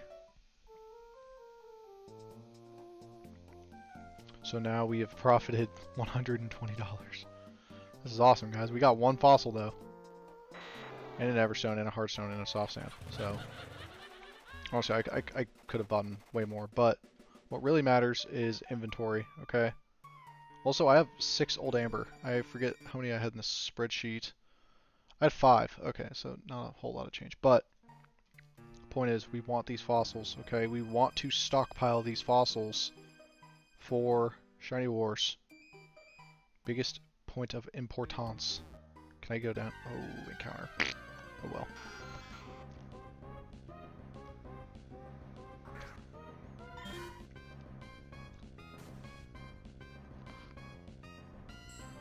We'll just use payday. It doesn't matter.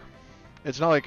And also, if you have a Meowth with you know, payday pickup, all that. Also, hey, look, picked up a free repel.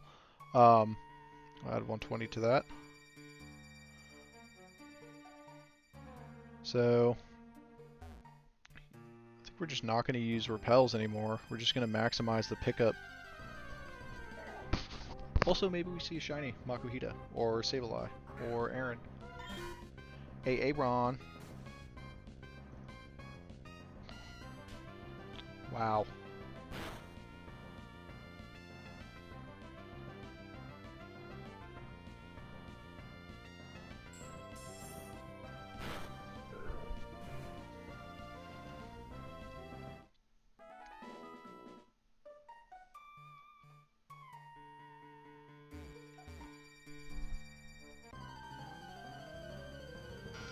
Alright, so here's another another key thing to note.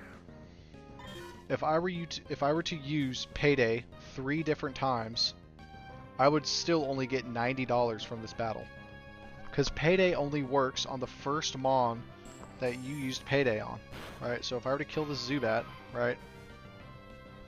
Oh well. Okay. No. Okay, well, that's not good. I don't want that. So that kind of defeated the purpose of that demonstration there, but point is, poison, confusion. Do I have a full restore in here? What am I doing? Yeah, so that for those horde encounters, especially with Zubat, I would just run away because of hypnosis. And you wouldn't get, you know, 200, 300 yen from that battle because Payday only works on the first Pokemon that you kill with Payday. Or end the battle with. Here we will Thief. No item. Critical hit. No sturdy. Oh freaking well. So yeah. No longer worth it. However, for single encounters, because you outspeed,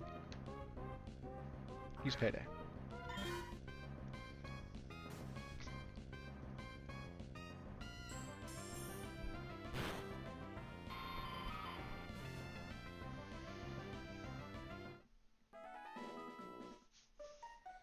So 120. No encounter, that's fine. Here we go.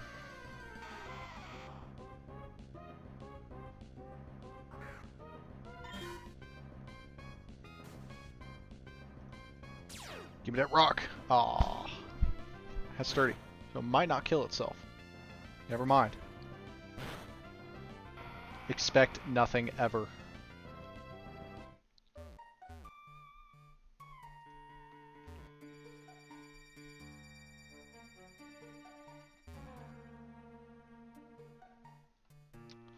Alright, so we got 3 encounters there, no fossil, no pickup.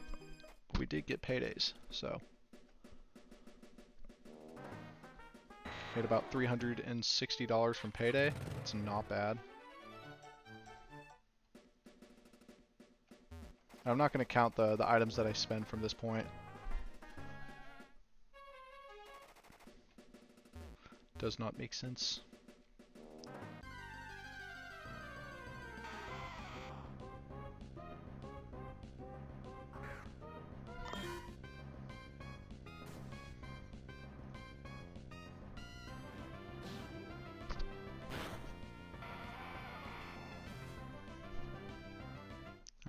No sturdy. No item, no sturdy. So in here, Soul Rock, right? Another mon. I believe it can use Explosion at this level. I also need to finish my Pokédex. Don't mind that number on my Pokédex right there. Don't look at that. Don't look at that. Now, I believe you can use Thief on a Soul Rock and you can get Comet Shards. So, there was one time I was in a 3 times Horde, or was it a 5 times? I was in a Horde of Soul Rock at Giant Chasm, and I had my Banette, my other Banette, and my Meowth. All 3 of them were holding Comet Shards. It was the most lucky I have ever been with items, ever.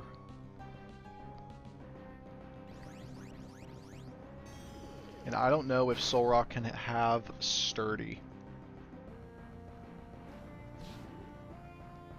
No item, that's fine. We might get pickup, you never know. That's fine.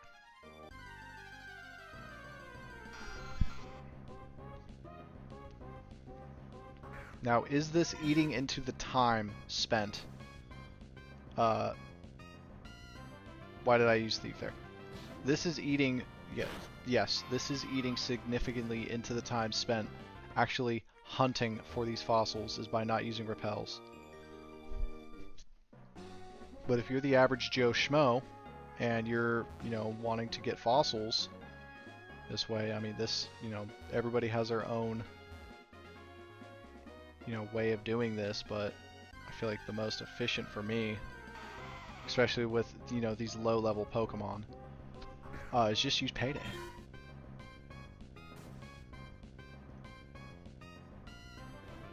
See a rock. No rock. That's fine. That's cool. That's fine. That's cool.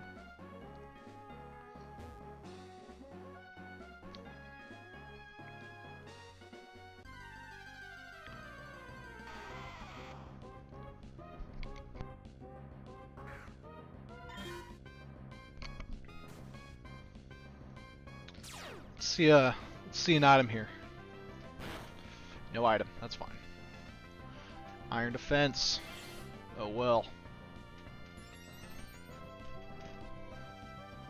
Get to use Payday. What is that? Level 20? 200. 200 bones. So we'll fly to Mauville. Get the easy to access 2 rocks that break the route off from 111 to 112.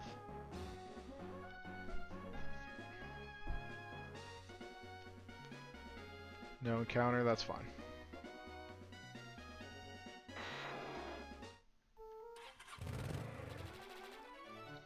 When I was a kid, I encountered 2 shiny Tentacruels in this route on the same day.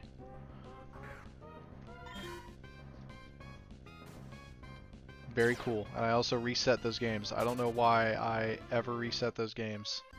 Why did I run from that, by the way? I don't know why I did that.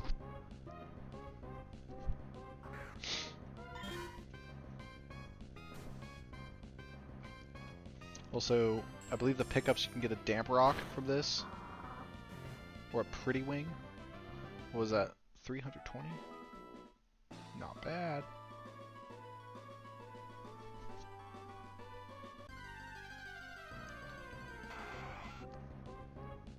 Now, a shiny Tentacle, that would piss me off. That would piss me off a lot.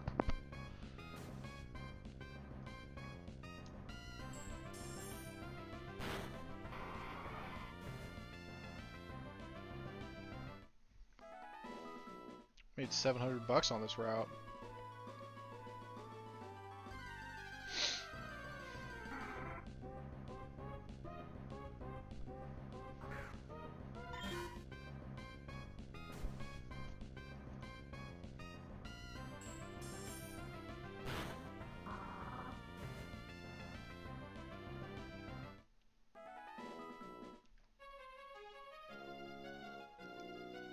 You just want to come right in front of that rock right there. Position yourself there and then use dive. What is man's doing? Fossil hunting. While also payday farming wild encounters because repels, they cost money. And I don't have money. Oh, and we got a Mystic Water, so... Is that 320? What do Mystic Waters go for? A little $2 grand. A little something slight.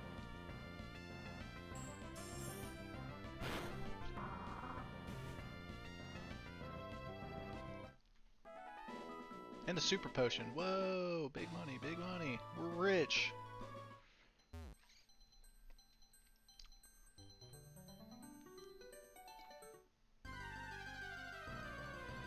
Another Tentacruel. Cool. He's cool. So we're finally back up at the $2,500 range. Did spend some money on some repels. Oh well.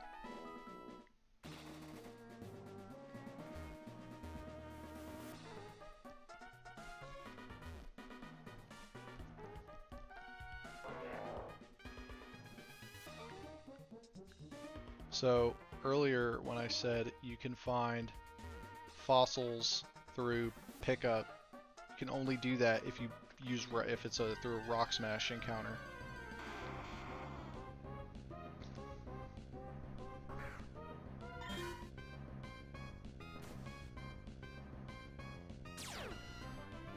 Sturdy.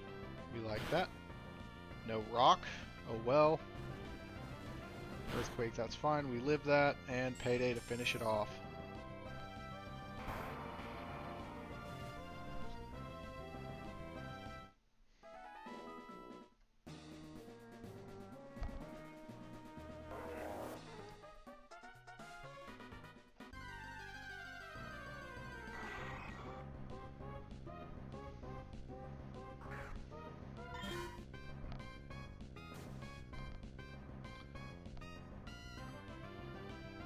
Payday.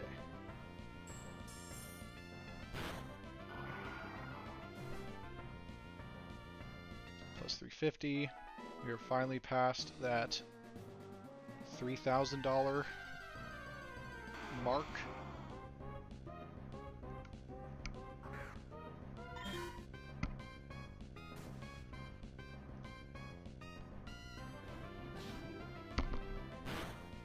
Now after this run, or I guess this loop, so to speak, hey, soft sand. Yeah, after this loop, we're gonna tally up all of the total that we've made with items and item cost and thieves pickups, and then we'll rewind the video back to see an actual total plus 330.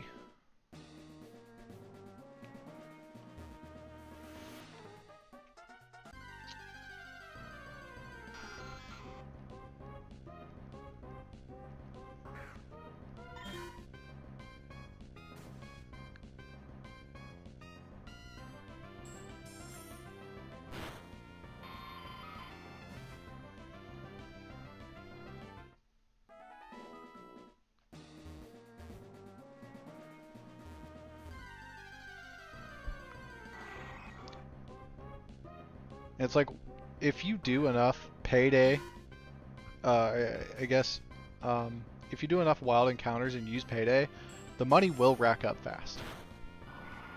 Plus 340. Finally broke the $4,000 mark. So it's like, it's not bad.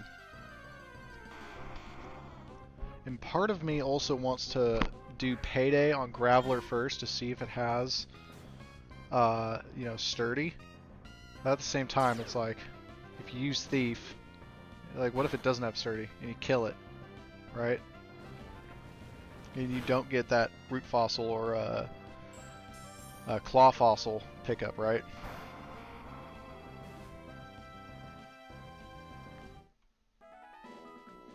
It, you know, you kind of lose out on it. Oh, wrong one. He's taking extra steps to make his payday cope better. Alright, so that was the last rock. We're going to surf back up and teleport back to Dewford Town. Heal up our mons, and we're going to do a little bit of calculating here. So, how many repels did I buy? About 8? So 8. 3,200. So from payday items, okay. We also got a soft sand. We got two soft sands. Let's see there. This to market. A mystic water goes for about 2.27 or 2.7. 2720 plus, if we do soft sand, we got 2 of those. Soft sand 4290 plus 4290 plus claw fossil, or let's do a hard 2460 Everstone plus the root fossil we got. 26300. So in total, let's rewind a little bit in the video or the stream.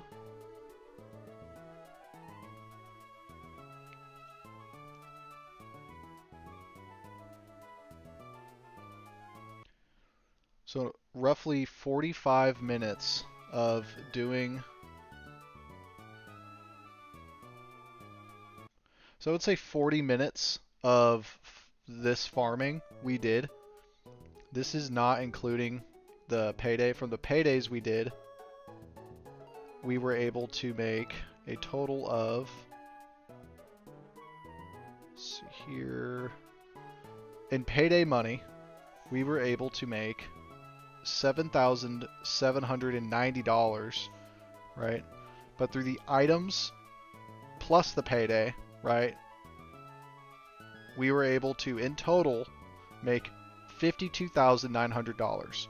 Now, in 40 minutes, $50,000, that isn't the best. However, that's not my goal here, right? My main goal is to get money through fossils and stack up my inventory on these roots and claw fossils, right? Now, are there better ways of doing this? Yes. Am I the best fossil gatherer? No. But and this wasn't even with a magnet charm. Magnet charms.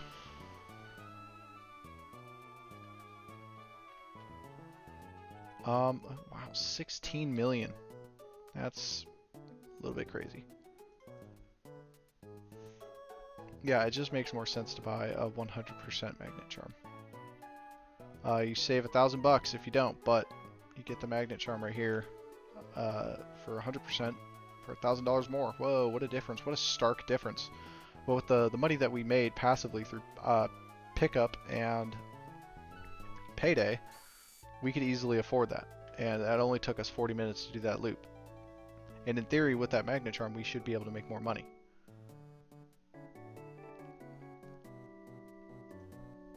But I think that'll be all for now. Thank you everybody for watching.